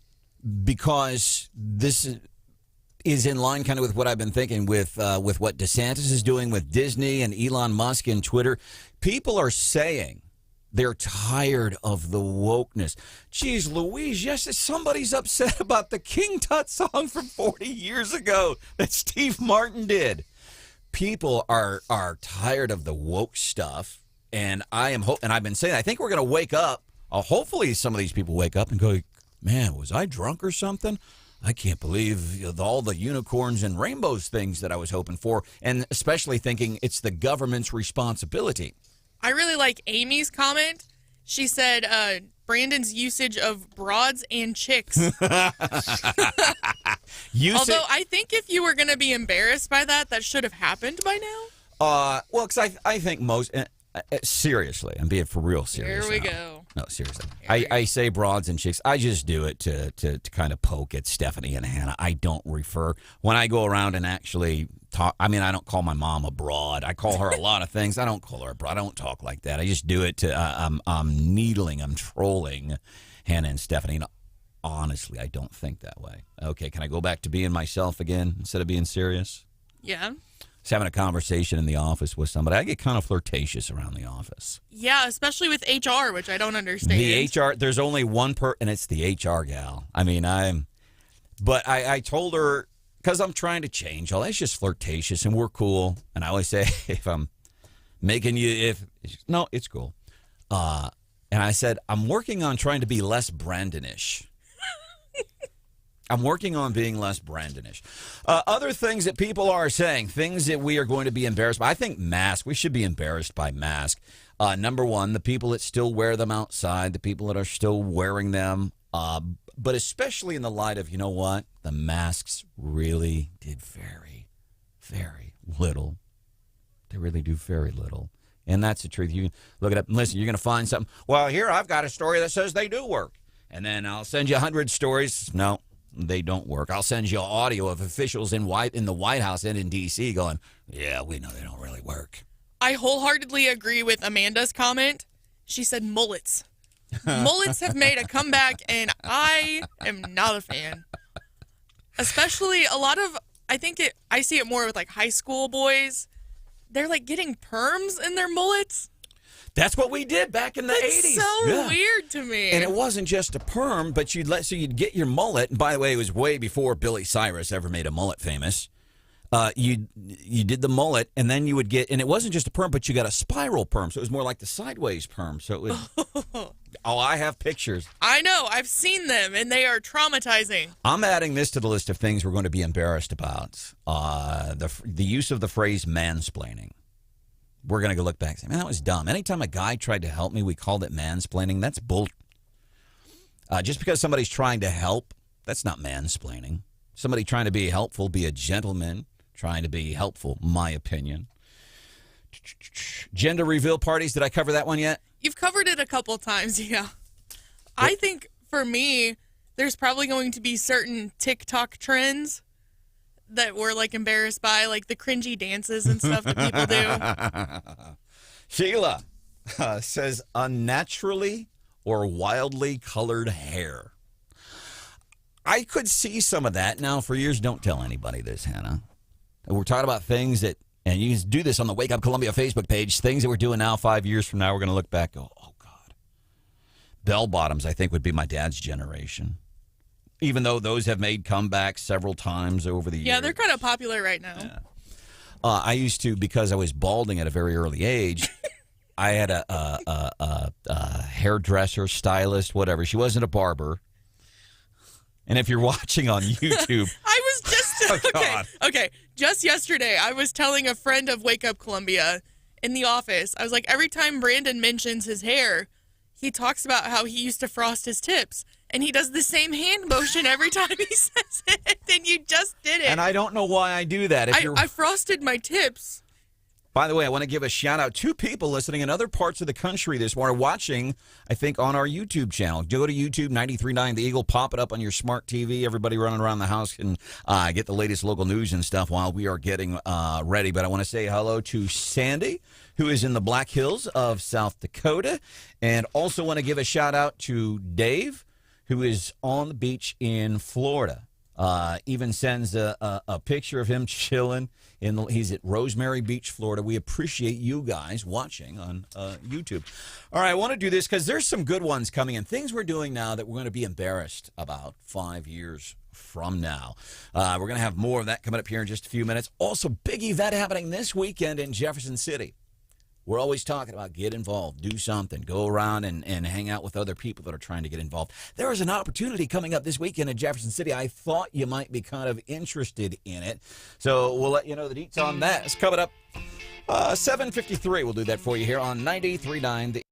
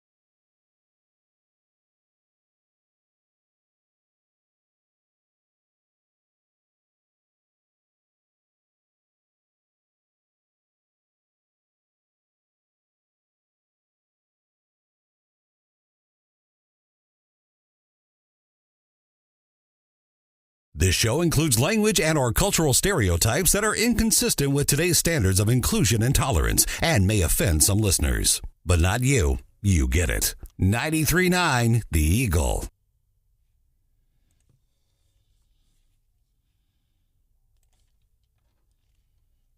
And she came out on her porch with a bow and arrow and pointed it towards my porch where my child and my neighbor's children were, took the weapon back inside, and then came back out with it, set it next to her on the porch, and then sat down with it.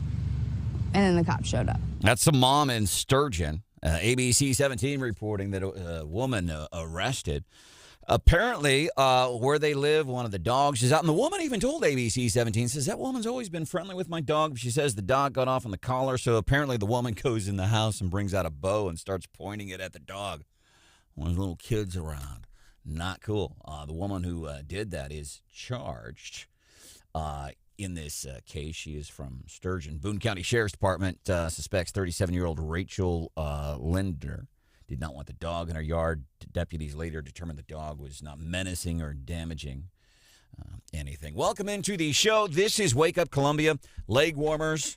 Julie, 874-9390. So we're looking at things. Now, we're really looking for things we're doing now that 5 years from now we're going to be, holy cow, how embarrassing was it that we did that kind of stuff?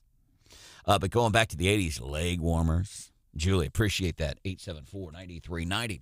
Coming up this weekend, big event in Jefferson City. One of the things I like to talk about is just getting involved, and it's heartwarming when I see people like John Potter. He's a parent of some kids, Columbia Public School District. Didn't like what he started seeing happening when the kids started doing Zoom education, started going to meetings, learned more. And this guy has learned. It's amazing what he has brought to light, specifically regarding the Columbia Public School District. You know what this guy is doing now? Because he got involved, he's down in Jefferson City working to help parents navigate the Capitol. I'm telling you, that's way out of character for this guy. I have so much appreciation for him. He's just one of many locally that get involved. I have so much appreciation for that. Cam is joining us. He's getting involved, and I got to tell you, I actually met Cam because we had a conversation, I don't know, a couple years ago. It was one of those roll cart rallies. And we got to talk, and he's, I don't do stuff like this, but I'm so passionate about this. And he got with other people that wanted the same thing, and they started affecting some kind of action. And you know what? This is something, once again, in front of the city council because of people like this dude. But separate of that big event going on this weekend, I do want to bring Cam on. Cam, what's happening this weekend? Oh, man, we got a big rally planned at the Capitol, on the Capitol steps. So it's going to be a great time for sure. Saturday, what time? What do we need to bring? We got Saturday from 11 to 3 is what we have planned for the rally. Bring a lawn chair, bring a cooler. Go ahead and pack a lunch. Bring your patriotic gear, your flags, your signs, whatever you want to tell the government to remind them that they work for us. So, and we want this to be, this isn't, hey, we're mad and we're upset about this. It's like, hey, we're going to get together, and these are some things that we want. Any kind of a topic or two you think that really is going to be on the mind of folks Saturday at the Capitol, 11 to 4 for this rally? Absolutely. So this rally specifically is about networking and bringing people together and kind of expanding that circle. You know, I've been to so many smaller rallies that, each group is covering something different. Good. But ultimately, they're all fighting the same thing, and that's government overreach, whether it be in the schools, whether it be in the medical field. Cam, I love that you are doing this. I keep going back to our conversation a year ago, a couple of years ago, as it relates to this stuff, and we talked about this very thing. You know, we can get other people that want to do something, and we can get them together, and honest to goodness, we can start making things happen. I love that you guys are doing this, and I just think I couldn't give you enough kudos. So here you were in front of City Hall trying to get signatures for a thing on roll carts. Saturday, you're in Jefferson City, big rally. I applaud you. Thank you so much. Yeah, absolutely. Yeah, it's definitely getting big, and we're going to keep it going. Cool. We got to keep the pressure on them for sure. We can't give up. Saturday, 11 to 4 in Jefferson City. Show up. Just, folks that are, Americans. That's all. Coming up, more of those things we're doing now that we will regret in 5 years or maybe even a year from now. We'll get into some of that coming up here at 8:10.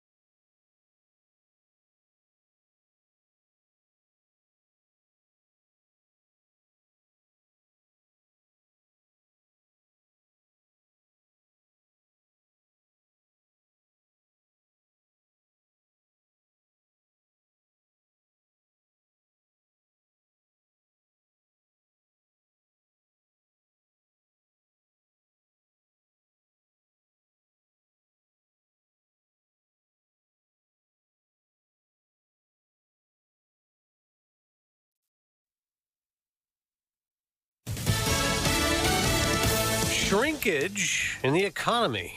I'm Dave Anthony, Fox News. Here goes the recession talk. Because amid surging inflation, GDP in the first 3 months of this year contracted unexpectedly. This is actually lower than the lowest estimate that I even saw. You know, we get the range from economists before we go into these numbers every quarter. Negative 1.4%. Fox Business Network Cheryl Casoni. It's the first quarterly economic contraction since the early days of COVID in 2020. Unemployment remains low. The 180,000 first-time jobless claims last week, a slight decline from the prior week.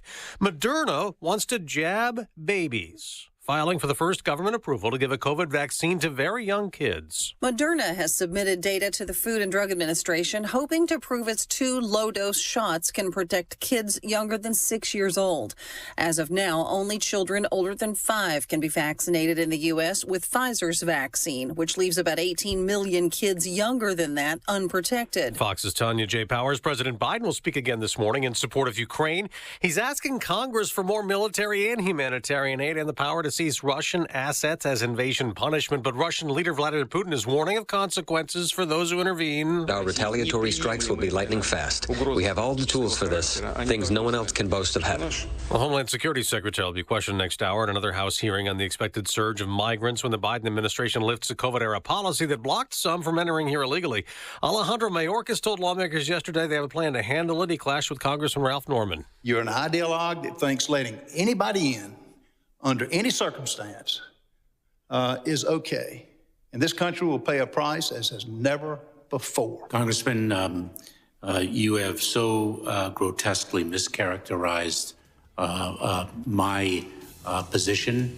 America's listening to Fox News. Finding great candidates to hire can be like, well, trying to find a needle in a haystack, but not with ZipRecruiter. Its powerful technology actively finds and invites qualified candidates to apply to your job. So while other companies might deliver a lot of hay, ZipRecruiter finds you the needle in the haystack. See why 4 out of 5 employers who post a job on ZipRecruiter get a quality candidate within the first day. Try ZipRecruiter for free at ZipRecruiter.com/trial. That's ZipRecruiter.com/trial. After 9/11, Ben Harrow couldn't wait to enlist in the Army. But in Afghanistan, Ben stepped on an IED while leading an anti-terrorism mission. Ben survived but lost both of his legs above the knee, 2 fingers, and sustained injuries to his right forearm. Ben now lives in a smart home from the Tunnel to Towers Foundation, which gave him back his independence despite his severe physical challenges. Help heroes like Ben. Donate $11 a month to Tunnel to Towers at t2t.org. The Miller, that Trump border. And now award-winning local news coverage with Brian Hauswirth on 93.9 The Eagle. 93.9 The Eagle News Time with Robinson's Cleaners. Robinson saves you time. It is 8:03 right now. We have partly cloudy skies. It is 60 degrees. Rain and potentially heavy rain is on the way right now. Good morning, everyone, and here's some of the stories we are working on for you in this 8 o'clock hour. Let's begin with a traffic update. I just got off the phone with Joint Communications. Traffic is backing up right now just outside our studio, southbound Highway 63 at Grindstone here in South Columbia. Joint Communications tells me a semi has blown a tire at that location, and there are parts of that tire they're going to have to literally get that off the road. It is blocking one lane right now, and traffic at times has been a standstill because they have to move over. People have to merge. Just avoid that area if at all possible. Easier said than done. That's heavily traveled. A lot of folks use that way to get to Ashland and to get to Jeff City as well. So avoid that area if at all possible. Southbound Highway 63, one lane blocked right now. A semi has blown a tire. Meantime, court documents filed by Miller County authorities are graphic when describing the Lake Ozark man. He's charged with biting a man's ear off. The Miller County Sheriff's Department's probable cause statement says Ryan Pierce's family and neighbors could be killed if he's not captured. The court document describes Pierce as an extreme danger to the public, his children, and wife. Sunday's incident happened when Pierce forced his way into his wife's home, even though there's an emergency ex parte against him. Pierce allegedly bit a man's ear completely off, then gouged his eyes, causing his left eye to be completely swollen shut. Anyone with information on Pierce's whereabouts should contact Miller County authorities immediately. Don Luzader, 93.9 The Eagle. Don, thanks. Meantime, wreaths with blue and yellow flowers are being laid right now as we speak at the Boone County Memorial near the courthouse in support of Ukraine. Boone County commissioners have issued a proclamation in support of Ukraine. Wreath-laying ceremony underway as we speak. Our news partner, ABC 17's Ben Fine, reports the U.S. Navy officer will be ringing a bell for those in Ukraine as well as for American veterans. The Mexico Area Chamber of Commerce is hopeful the town's hospital will be reopening. Noble Health closed hospital doors in mid-Missouri's Fulton in Mexico in March. Mexico Chamber Executive Director Dana Keller tells Wake Up Columbia it has been a rough month. She's optimistic now and says Mexico needs the hospital. Our county is too big, way too big, not to have a hospital in Mexico. I mean, it's life or death when you have to travel, 40, 45 minutes by ambulance or otherwise to get health care. Mexico's population is about 11,500. There's also a large elderly population in Audrain County. Platinum Team Management has announced they're in the process of trying to reopen the Mexico and Fulton hospitals as quickly as possible. You can hear our full interview with Ms. Keller, 939theeagle.com. Missouri House members in both parties praising the impact that former Mizzou football coach Gary Pinkel has had on the program and on academic progress. The House voting 142-0, one present, to approve a resolution honoring the winningest football coach in school history. Columbia Democratic Representative David Tyson Smith says the citizens of Columbia support this 100%. And it changed the culture of our city and really raised the bar for what winning means. And no longer do we really settle for mediocrity. There's still that yearning to be great again. So what he did was incredible. On the floor, Representative David Tyson Smith, and Mizzou is in his district. He talked about the difference between pre and post Pinkel in terms of what happened before and what happened when he came in terms of the atmosphere at Faurot Field. The bipartisan House resolution notes players on his teams led conference and academic progress rate numerous times. Columbia College graduation ceremony is Saturday. 400 graduates will be walking on Saturday. 68 of them are nursing students who also receive their nurse's pin. 15 different countries are represented in this year's class. That's according to Sam Fleury, who's a spokesman over at Columbia College. 93.9 The Eagle News is brought to you in this 8 o'clock hour by Hemi Construction. Our news time, 8:07.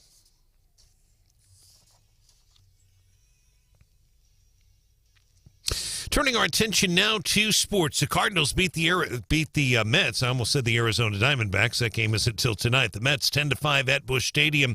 Game yesterday that included a number of ejections, a benches clearing incident in the game as well. Didn't see any punches thrown, but it certainly was ugly. One of the issues some of the Mets pitchers are talking about is the baseballs. Is something wrong with baseballs in general? Maybe the way that they are made. That was made by at least two pitchers this series. Those comments by the Mets pitchers. The Cardinals with 15 hits in the game. Arenado 3 RBIs in the game. Cardinals and the Diamondbacks tonight. First pitch 6:45. 93.9 the Eagle tonight. White Sox beat the Royals yesterday 7-3. Kansas City and the White Sox finishing their series in Chicago. Afternoon game today in Chicago. 1:10 is the first pitch at Guaranteed Life Stadium in Chicago. 93.9 the Eagle News Time. 8:08.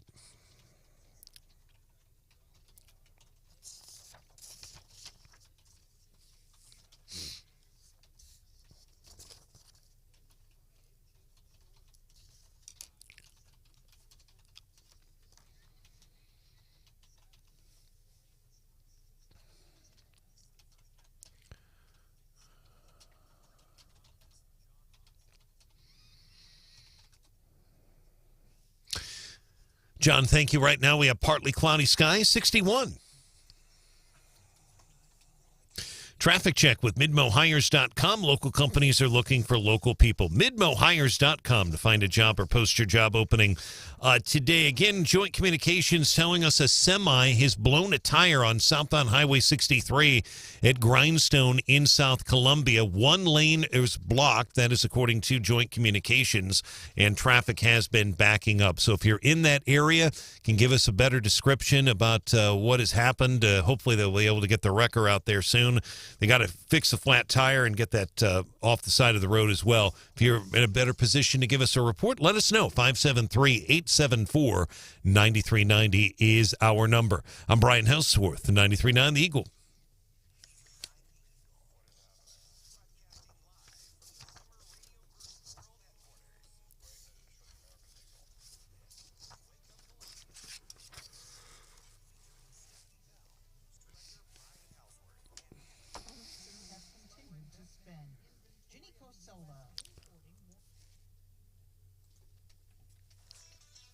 The gross domestic product shrank at a 1.4% pace on an annual basis in the first quarter. Economists were predicting growth would slow down early this year because of supply disruptions, labor shortages, and high inflation, though the forecast was not for a decline.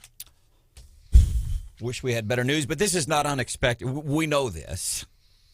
More issues. By the way, stunning new report, and I am not exaggerating here. I have a tendency to exaggerate sometimes. Stunning. I know, stunning, remarkable, breathtakingly absurd. I have a tendency to exaggerate sometimes, not exaggerating in this situation. So, GDP down. I'll read you the CNN headline. This is something that we've just learned within the past 20 minutes or so. Headline, U.S. economic growth rate plunged in the first quarter. That's from CNN. New York Times. U.S. economic growth rate goes down, but there's hope. But trying anything they can. It's like saying, hey, Branden, your mother died. But guess what? Your dad's still alive. God. Yikes. I know. It's that bad. Let me get into this. Eli Yoakley, Morning Consult. Here's what I like about the Morning Consult. It's a publication, online publication, morningconsult.com. I don't know if it leans conservative or whatever. Eli Yoakley happens to be a Mizzou grad now, getting a paycheck in Washington, D.C., doing this stuff, working on the political stuff. Just happened to be here yesterday. Mm-hmm. And we were talking about the Missouri Senate race. We were talking about messaging. We were talking about Joe Manchin's approval ratings since January 20th, 2021. Joe Manchin's approval ratings have gone way up. The thought process is because he bucks Biden on the BS stuff. He's like, no, I'm not supporting that. And people apparently getting respect. People in the middle, I don't know about people on the right there in Virginia, but people getting more respect for him Number one, because he's not going along party lines. Number two, he's standing up against Joe Biden. New report this morning, and actually it happens to be Eli Yokley put this together, too. We don't even report on Joe Biden's approval ratings anymore. It's like if we were continuing to report on the O.J. Simpson case. We know he did it. We know a jury did not convict him. We know he did it. We don't report on that anymore because we know. People ask us, how come you're not reporting on Joe Biden's approval ratings anymore? It's like, well, because they continue to be bad. They continue to go down. Here's what Eli Yokley did. He's done something different, and I hope you take this with you to work today, maybe happy hour tonight. You talk about this, and we can do this in a nice way, by the way. We don't have to say, ha, Joe, he sucks. Why did you vote for him? Say, hey, just so you know, here's the nation's, and it's a growing trend, really. I mean, the disapproval rating for Joe continues to climb just about as high as gasoline prices right now. So we don't report on his approval ratings anymore. But now somebody, Eli Yokley, Morning Consult, has done something different. He's looked at where he's underwater in his approval ratings. Check this out. Now, I'm going to drop a few numbers here. Sometimes numbers can be a little difficult to discern when you don't have the availability of graphics. Morning Consult. Tracking in all 50 states. More voters now disapprove than approve of Biden's job performance in 40 states. 40 different states across America. Joe Biden is upside down. So I know you can't get away from this stuff anymore, and I'm sure some of the progressives will try. Well, yeah, but Branden, your dad's not dead. Well, yeah, but 40 states. 40 states. He is upside down. Eli Yokley ain't done yet. Biden is underwater by double digits in 33 states, well beyond half of the states in the United States of America. Biden is underwater by double digits. States that were pivotal to his alleged victory in 2020, Arizona, Pennsylvania, and Georgia. Biden, and this is interesting, and I think it's fair to bring up this conversation without YouTube getting us kicked off of their thing here. So I'll be careful. You make me nervous. Well, I'm trying to protect the sanctity of Wake Up Columbia with Branden, Rathert, Brian Hauswirth, Hannah, the producer. Stephanie's back Monday, but I'm trying to protect our integrity here on YouTube so you continue to watch. By the way, get on YouTube. I'm getting ready to show you some sweet mullet pictures that people have been asking for. Because we're doing some on Facebook. Things we're doing now we regret. Of course, Mullets is coming up because Mullets is doing a reunion tour like Cher. He's going to do a lot of reunion tours. So anyhow, Arizona, Pennsylvania, and Georgia, he is upside down now by double digits. I'll start here. There has been no court. Courts have found nothing to overturn the 2020 election, okay? Courts have not found anything substantial enough to overturn the 2020 election. And I say that so that I can say this next thing and hope that YouTube shows us some mercy. The states that he won, remember Arizona and Georgia, how hotly contested those were during 2020. And there were a lot of issues in Arizona. There is no denying that. However, no court has said, yeah, there was fraud substantial enough to overturn the election. Did not happen according to numerous courts, according to numerous Trump-appointed judges all across America. Is that enough buffer, Hannah, for what I'm about to say next? God, I hope so. I think it's, if you're looking at, he's upside down by double digits in Arizona, in Georgia. I think it's reasonable that somebody go and say, that's interesting. Because you're saying that these states, that there was no fraud, these states that were hotly contested, that were the biggest points of contention in the 2020, and now he's upside down. Double digits. That's interesting. Eli Yokley still not done. Check this out. Only 10 states and the District of Columbia do voters more approve than disapprove of Biden's job performance. Let's go to some friendly territory, though. Let's go to his home state in Delaware. Oh, man. It's not good in Delaware either. Remember, Delaware is that's the state that's put him in the Senate. What did he say? He's been in the Senate for 108 years, I think, one time he said. I think so. Yeah. So the state of Delaware, who has reelected this guy for 108 years, he is upside down. He's not upside down, but he's fallen. He's almost half and half in his home state. Wow. And I get nervous.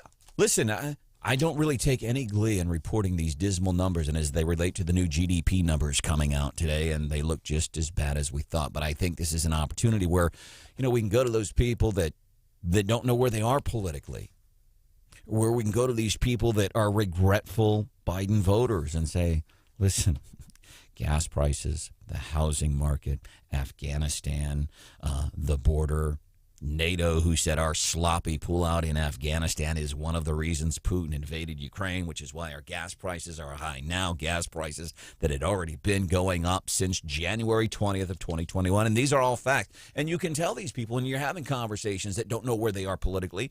And here's the other thing I tell people, you can look this stuff up. And I'm not trying to win an argument here. I'm not trying to be mean. I'm not trying to say, ha, you're the idiot that voted for Biden. I'm not doing that. I'm saying, hey, here are some facts. How is it affecting you? Do you like paying almost $4 for gasoline? Do you like that? Do you like that one of our fellow Missourians was killed by Joe Biden in Afghanistan and 12 other service members who signed up to protect your life? That's the other thing I would tell these people that are politically confused. Does that bother you that Joe killed our service members in Afghanistan? One of them was one of our neighbors here in the Show Me State. Does that bother you? Does it bother you to pay $3.89 for gasoline? Buying groceries, does that bother you? The fact that more and more of your tax dollars you're paying for the illegal immigration problem at the border. Does that bother you? And I think we can do these things nicely. And you got to know it's going bad because these are the people then that Joe, because you think, okay, he's the president. Whoever is the president is the president. They surround themselves with smart people, dare say they probably do most of the heavy lifting. But here's the people that Joe has surrounded himself with. We have effectively managed an unprecedented number of non-citizens seeking to enter the United States. We've effectively managed the border. Come on, man, really? That's Department of Homeland Security Secretary Jason Mayorkas. And we've managed the border effectively. He's saying our borders are closed. Oh, my gosh. And he's surrounded himself with this person. There's no sound or fume. Electric school buses. Electric school buses. So he's surrounded himself by Kamala Harris. So who's the real president of this country? She's just it's just insane. The people he has surrounded himself with. And then the president himself. But I might point out, when I went to Dearborn, driving that, was up there. Okay, you get the point. So that is the guy who is the president.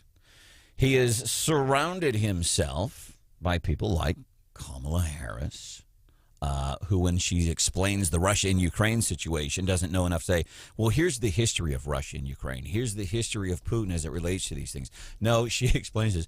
Well, see, Ukraine is a small country, and then over here is a bigger country, and that bigger country invaded. That's the best you can do. That's who Joe Biden has surrounded himself with. Alejandro Mayorkas, who lies about he's lied in D.C. yesterday. We've managed the border effectively. My goodness. And that's why, and I think these are things that we can use. Coming up, we're going to be doing some more of we're going to do part 2 for What's Hot with Hannah here at 8:25-ish because it's so hot today. It's something we do every morning at 7:25-ish, so we're going to do it at 8:25-ish, part 2 of What's Hot with Hannah. And I love this. Things we are doing now that a few years from now we're going to be embarrassed by. As a matter of fact, if you get a chance, pull us up on the video feed on the Wake Up Columbia Facebook page, or better yet, YouTube. Go to our YouTube channel, 93.9 The Eagle. And I'm inviting you, especially if you've never done it. I'm not asking you to watch for the rest of the show. Just saying for like 5 minutes, watch on YouTube, because I'm going to show some pictures that somebody has requested. Well, and it's also posted to the Wake Up Columbia Facebook page. No. Yeah. Oh, dang it. All right. Never mind. We're not doing What's Hot with Hannah at 8:25. No, we are. Tomorrow's going to be a feel-good Friday on the show. Two big things. Number one, of course, we're going to be doing our winners and losers of the week. And also, we don't do a whole lot of guests on Friday. We still bring you the news, but we try to back off a little bit. But this I thought you might be interested in. Inessa Morlock. She is from Ukraine. She lives in Fulton now, and she's dealing with family members and friends in Ukraine. She's going to be joining us to tell her story. That's tomorrow here on a Feel-Good Friday on 93.9 The Eagle and 93.9 TheEagle.com. Things we are doing now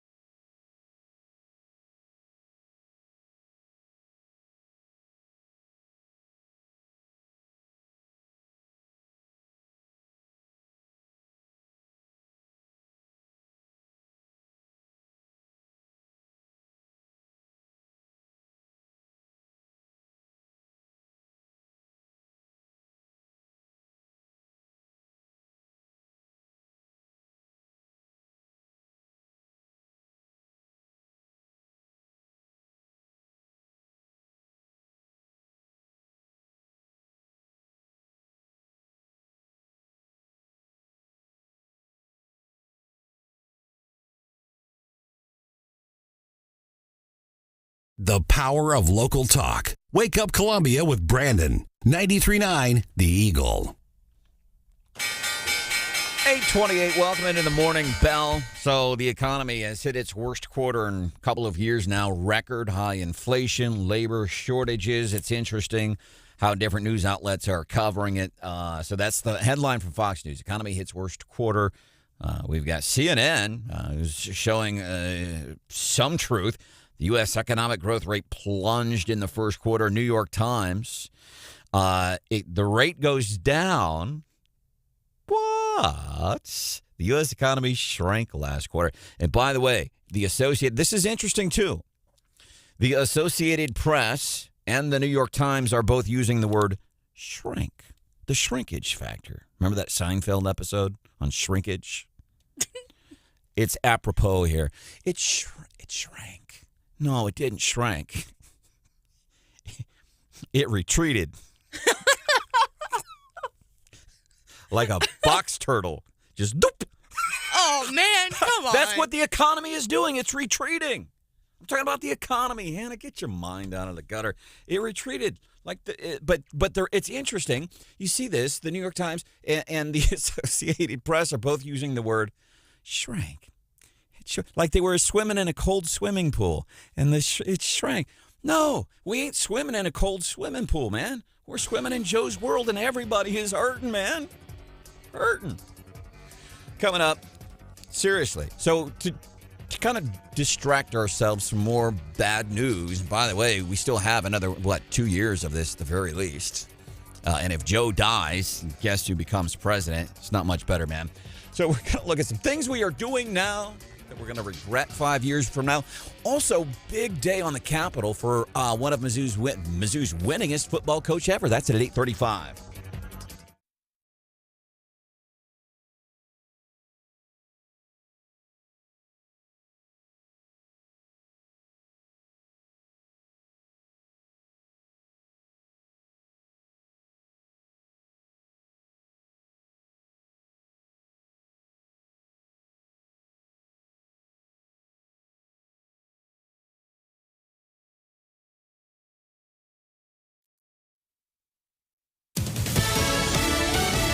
Fox News, and I'm Chris Foster.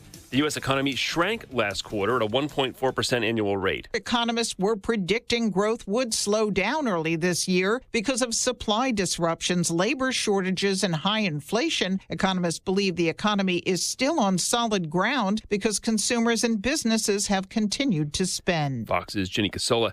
President Biden speaks again this morning about the administration's support for Ukraine in its fight against Russia, asking Congress to make it easier to seize wealthy Russians' assets. The proposal includes allowing the Justice, Treasury, and State Departments to use forfeited funds for Ukraine. The president is also requesting additional funding for Ukraine's military and humanitarian needs, likely to total several $1 billion to keep the aid flowing through the rest of the fiscal year. Fox's Jared Halpern, the president, scheduled to speak at 10:45 Eastern. America's listening to Fox News. And now award-winning local news coverage with Brian Hauswirth on 93.9 The Eagle. 93.9 The Eagle News Time with Robinson's Cleaners. Robinson saves you time. Right now we do have partly cloudy skies. We're at 60 degrees here in Columbia. We're expecting a rainy day. It's going to be heavy rain at times. Our high 63 and showers again tonight with a low near 55 degrees. Good morning. Here's some of the stories we are working on for you in this 8 o'clock hour. Boone County commissioners have issued a proclamation in support of Ukraine. A wreath-laying ceremony is underway at this hour in downtown Columbia. Our news partner, ABC 17, reports the U.S. Exercise Tiger Foundation is laying those wreaths this morning as we speak at the Boone County Memorial. Blue and yellow flowers. Mexico Area Chamber is hopeful the town's hospital will be reopening soon. You'll recall Noble Health closed their hospital doors in Mexico and Fulton here in mid-Missouri in March. The Mexico Chamber Executive Director Dana Keller says it has been a rough month. She says Mexico needs that hospital. And she also said it emphasizes the importance of use it or lose it. She says the residents there need to use the hospital. There is a large elderly population in Mexico and Audrain County. Miller County authorities say a Lake Ozark man charged with biting the ear off a man on Sunday is in extreme danger to the public, his children, and his wife. That's a direct quote from court documents obtained by the Eagle against 39-year-old Ryan Pierce. He is still on the run. The victim's eyes were also gouged with excessive force. One of his eyes completely swollen. He'll have disfiguration to his ear for life. The victim still hospitalized. 400 graduates walk Saturday. Commencement ceremonies at Columbia College. News brought to you this hour by Hemi Construction. Our news time, 8:33.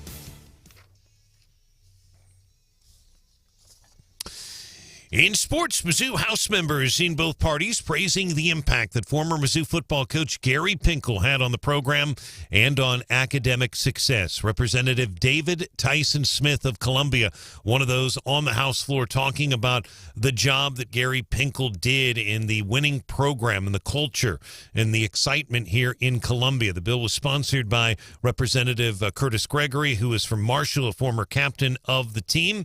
In the end, the vote was 142 to nothing. One member did vote present for that resolution. Cardinals beat the Mets yesterday at Busch Stadium 10-5, a game that included ejections and a benches clearing incident that led to Nolan Arenado's ejection. Cardinals with 15 hits in the ballgame. They'll host Arizona tonight, 6:45, 93.9. The Eagle is the first pitch. White Sox beat the Royals yesterday 7-3. Kansas City and the White Sox again today in Chicago at 1:10. 93.9 The Eagle Sports is brought to you this hour by Hemi Construction.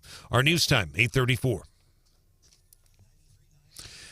Eagle Eye Traffic is brought to you this hour by the folks at MidMoHires.com. Local companies are looking for local people. MidMoHires.com. Find a job, post your job opening today. The roads have been pretty quiet here this morning in Columbia and mid-Missouri. If you do want to report a traffic issue, our number, if you want to call us or text us, 573-874-9390. More team coverage in less than 30 minutes, and we have breaking news immediately.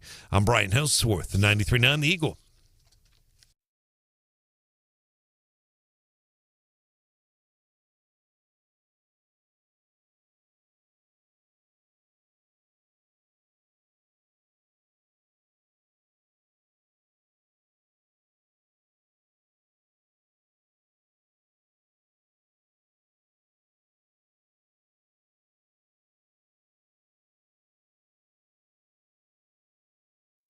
Happy birthday to you. Oh my gosh.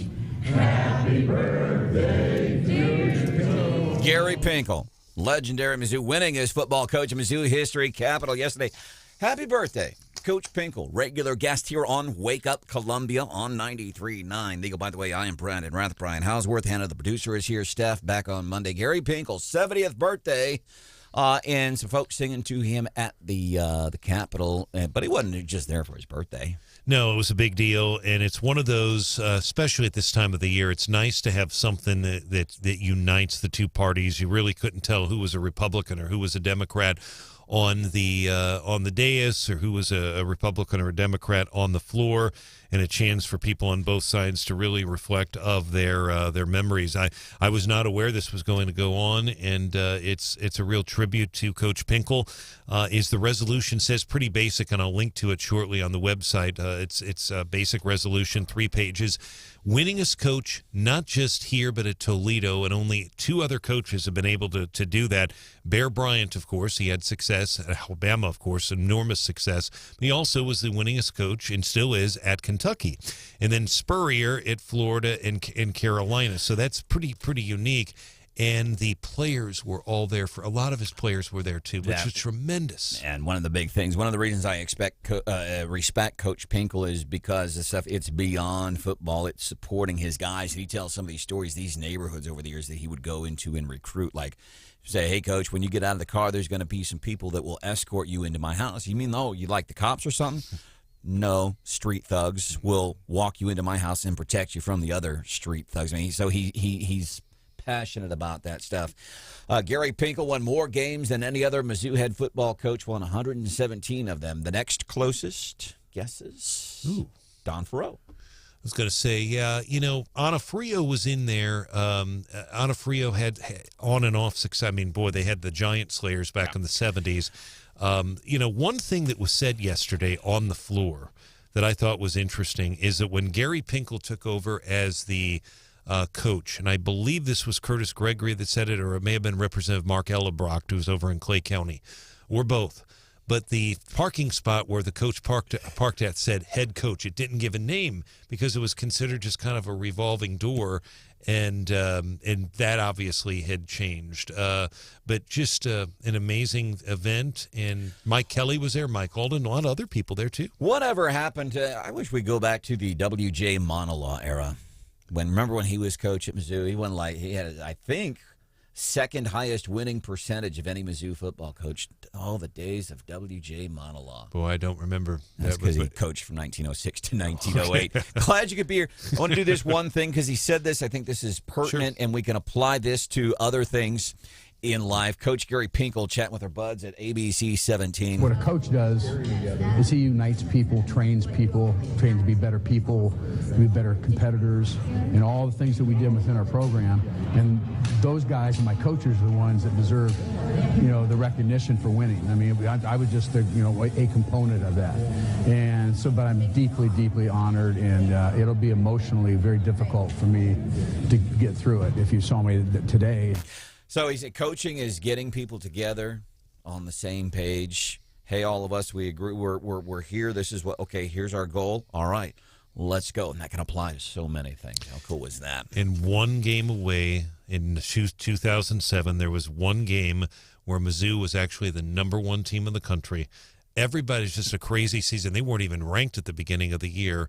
And had they been able to hold on and beat Oklahoma, they would have played in the national championship I game. remember that game because I was living in Idaho, and I was a BSU fan because, of course, BSU had insane success. And it was a Saturday night, and I had come down from the mountains where I was living, going to hang out with some friends, and Mizzou had just been ranked number one. And I've got all my friends for this big party, and I remember watching that game after we were ranked number one and lost. Yep. So, gross, let's see. The economy's bad. New report out today. I'm hoping that Gary Nolan will go more into depth in this. Gary Nolan hosted the Gary Nolan Show weekdays at 9 here on 93.9 The Eagle. This dude knows the economy and has a way of explaining it so that it's palatable for everybody to understand. But he's going to be talking about the numbers that came out of the White House today. The U.S. economy shrank, according to the Associated Press. Last quarter for the first time. Been a while since that's happened. Interesting that the New York Times used the same language. The economy, it shrank. Wake Up Columbia Facebook page. If you're not friends yet, I know I'm not a big fan of Facebook either, but, whatever, the bosses like it, and Hannah is happy whenever I tell folks to get on there and get on. I do like our Wake Up Columbia. Wow, you're really selling it, man. I know. Dumb move, Rathert. I love the fact that, so on the Wake Up Columbia Facebook page, we don't put political stuff on there because there's enough of that on there. And so we try to do the other side of Wake Up Columbia, some more of the fun stuff, still stuff that you can relate to.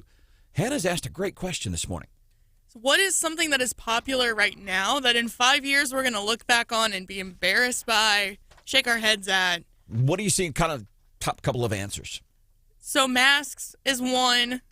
Let's see. Using the word woke is another popular one right now. I think the wokeness, not the word itself, woke, but wokeness, like with Disney and the Twitter stuff. And I think that's great that stuff. I think, listen, here's why, the other thing why Elon Musk getting Twitter is a big deal. It shows, I think we're getting away. People are going, yeah, we're too woke, man. We're drunk. We got to get out of this. Amy says that one of the things that we will be embarrassed by is how much time we spent on roll carts. And I agree. I hope in the next 5 years that gets figured out, right? I wonder if Mayor Brian Treese is now in, still, I assume, still lobbying, but also in the private sector. And I wonder if the former Mayor Brian Treese, when he walked out of City Hall last week, following his last city council meeting where he turned the reins over to Mayor Barbara Buffalo, if he walked out and went, I don't have to deal with that roll cart stuff anymore. Amanda says mullets. They've kind of made a comeback in the recent year or so, I'd say. Not even just mullets, but like permed mullets. It's like another farewell tour, like Cher. She's done numerous farewell tours. We've had actually, maybe just only in recent years has the mullet really made a comeback. Maybe this is the only farewell tour for the mullet. And I by the way, we did mullets before Billy Ray Cyrus made them famous, like when I was in high school. So you're saying you were the original hipster? Pretty much. Okay. I was pretty badass. As a matter of fact, so I have a picture. Years ago, we posted it on the Wake Up Columbia Facebook page of one of my mullets. So it's on there, but I want to in case you're watching on YouTube, on our channel, 93.9 The Eagle. By the way, you can watch. I would seriously get on there and watch, especially if you've never watched. Just check it out. And maybe it's not for you. That's cool. I won't be mad that you don't watch, but check it out. People put up smart TV, watch it at the house. We even get like some offices. There was one place, it was a small, like a food counter, and they had a TV up, and they're telling me in the morning when people are coming in and getting their donuts and coffee and egg sandwiches, they're putting it up on their little TV at the food counter. So people, when they're waiting for the food and stuff, they watch Wake Up Columbia. More importantly, they're getting local news from Brian Hauswirth. So if you're watching on YouTube, I want to show you, because we've had some requests for these pictures of me with the mullet. So I'll show it if we could zoom in on that, Hannah. So if you're watching on YouTube, that's beautiful. Is it just the angle of the picture? Or did you have a unibrow too? Both. I had a caterpillar crawling across my. But look at the wood paneling. Look at that 1970s era wallpaper, and look at that sweet, sweet mullet. Look at how shiny my hair was. I took care of it. It was pretty shiny. I had glorious hair, Hannah. Just let me say that.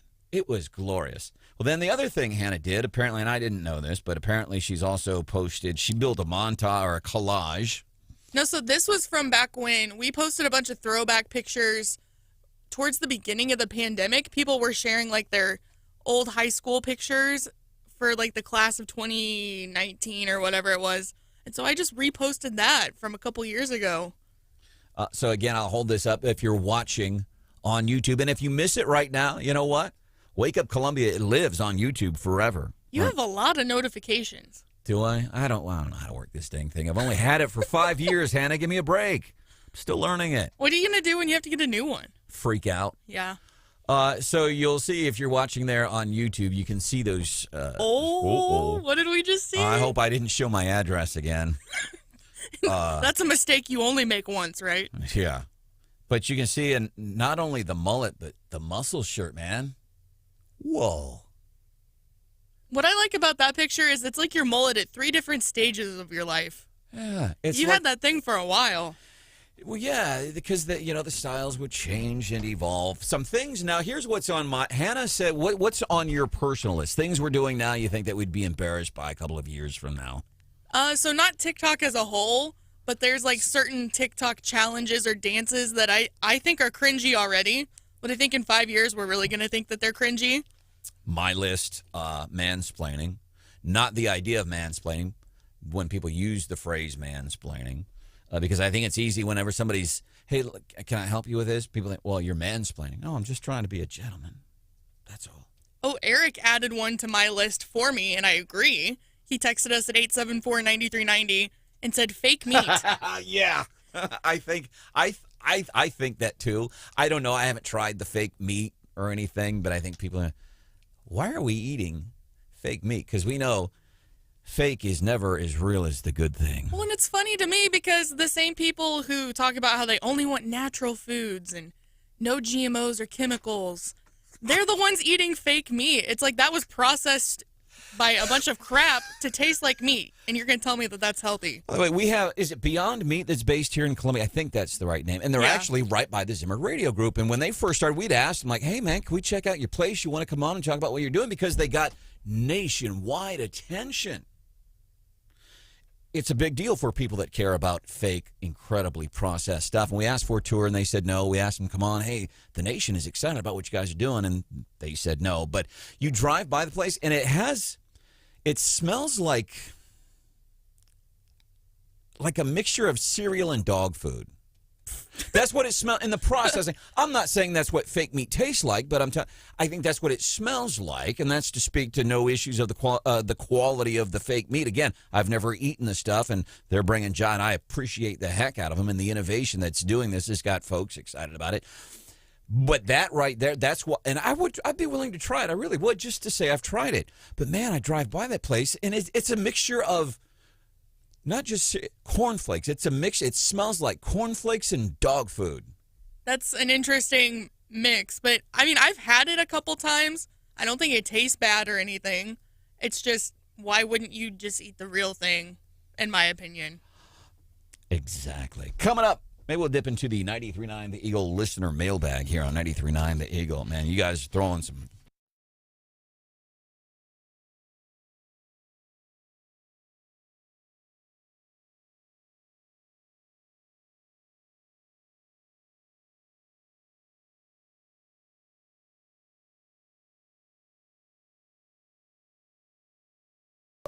money. Pro Pumping and Hydrojetting, in my mind, is the best local company that provides those services, cleaning out septic tanks. More importantly, maintaining septic tanks. And here's why that's important. If you are maintaining your septic tank, you got somebody coming out several times a year and checking on it, that will help prevent any big problems, big, nasty, disgusting problems.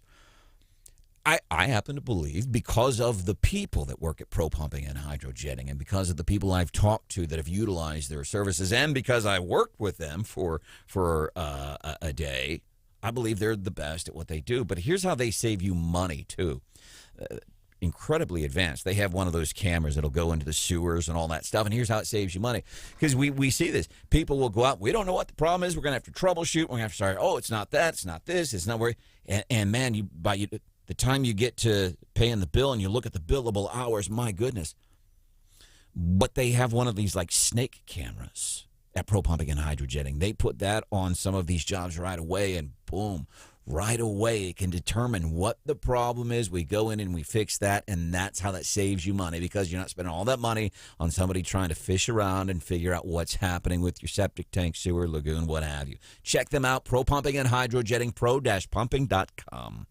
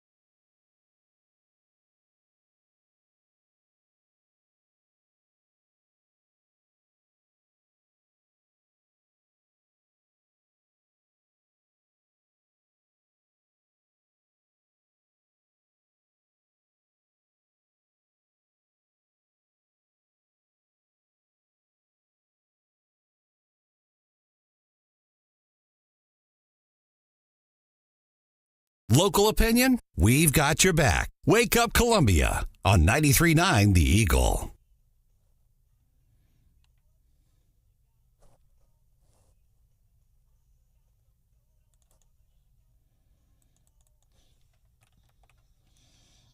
What would you rather take, $100 cash or a Bitcoin? I gotta say $100 cash. $100 cash every single time. Why? Bitcoin is a little fake to me, not gonna lie. I, first of all, don't know what Bitcoin is. Second of all, it seems like a scam. Like, but it's at $40,000. No, straight I don't give It's Bitcoin's weird. That's what I would say, because I don't understand it, so I think it's weird. I think it's a scam. That's Fox going. By the way, shame on Fox News there. Shame on the mothership. Hold up. I have to call you out for just a second. I said it's weird. Yes. Yeah. That's me poking, and it worked because I got a response. Because I think one of the things we're putting on the list, things we do now, that 5 years from now we're going, oh, man, that's embarrassing. And it's kind of devolved more into things that get on our nerves right now. Is that what it's turned into? Kind of our pet peeves. Yeah, our pet peeves. But things we, like years ago, man, we were the parachute pants, 1983, 84, 85. My goodness. Year and a half later, we're like, man, I can't believe we ever did that. And so we're looking at things now. I think masks, people especially that still wear masks, and here's why. You want to wear a mask, that's great. But I think these people one day, they're going to look at the evidence and go, gosh, they really didn't work. Well, and somebody pointed out on the Wake Up Columbia Facebook page, the TV shows and stuff that did episodes about the pandemic. How are you going to explain that in, 5, 10, 20 years? The other thing I'm wondering, and listen, I'm one of those, and I know a lot of people disagree with me on this, and that's cool, but that's why we are friends. You don't have to be right, and I don't have to be right. But my opinion is electric cars, listen, GM is by 2035, most of these manufacturers, they're going all in on electric cars, and people talk about the problems we have now, and I agree. Travel only 300 miles on a charge. But people didn't believe we would ever fly an airplane. You can't do that. It was just an absolute non-starter. We'll never go to outer space. Fly a ship? You mean like a boat ship? No, it'll be a spaceship, and we're going to fly it into outer space. And people said, that will never, ever happen. We don't even hardly do it that much anymore. We'll never have self-driving cars. Never have self-driving cars. And all that stuff is happening. And I do believe electric cars, and I'm not saying I like them. I'm not a fan of them. As a matter of fact, that new Hummer, man, I want that thing so bad. And there's two reasons that I won't buy it. The biggest reason is that it's electric. And, the second reason is $100,000? But that's not important here, Hannah. Oh, okay. Well, it's important. I'm not buying the new Hummer H3 because it's electric. But it will. Just like when you talk about space travel, air flight. Prove me wrong in 30 years. I'll bet you $1 million. The majority of vehicles on the highways will be electric cars. I do believe that, unless I like the hybrid model. There's a guy, Carl Brower, iccars.com. And why don't we just go the hybrid method? So I think these people are saying that it will never happen are completely wrong. Those are the same types of people say, we'll never fly airplanes. We'll never fly into outer space. Land on another planet? We will never do that. That was the same thinking back then, the same thinking today with electric vehicles that I don't like electric vehicles at all. But things like this, especially for right now, I'm wondering about that massive traffic jam on I-70 last week that backed traffic up for several hours. How does that work out for somebody that was driving a Tesla and the battery died and you're stuck there in the middle of other traffic, pouring rain, and you can't get out of there? How do you deal with that? Tomorrow, Feel Good Friday. We're going to be featuring a Ukrainian on the show. She lives in Fulton now. She's going to be hanging out with us here on a Feel Good Friday. See ya.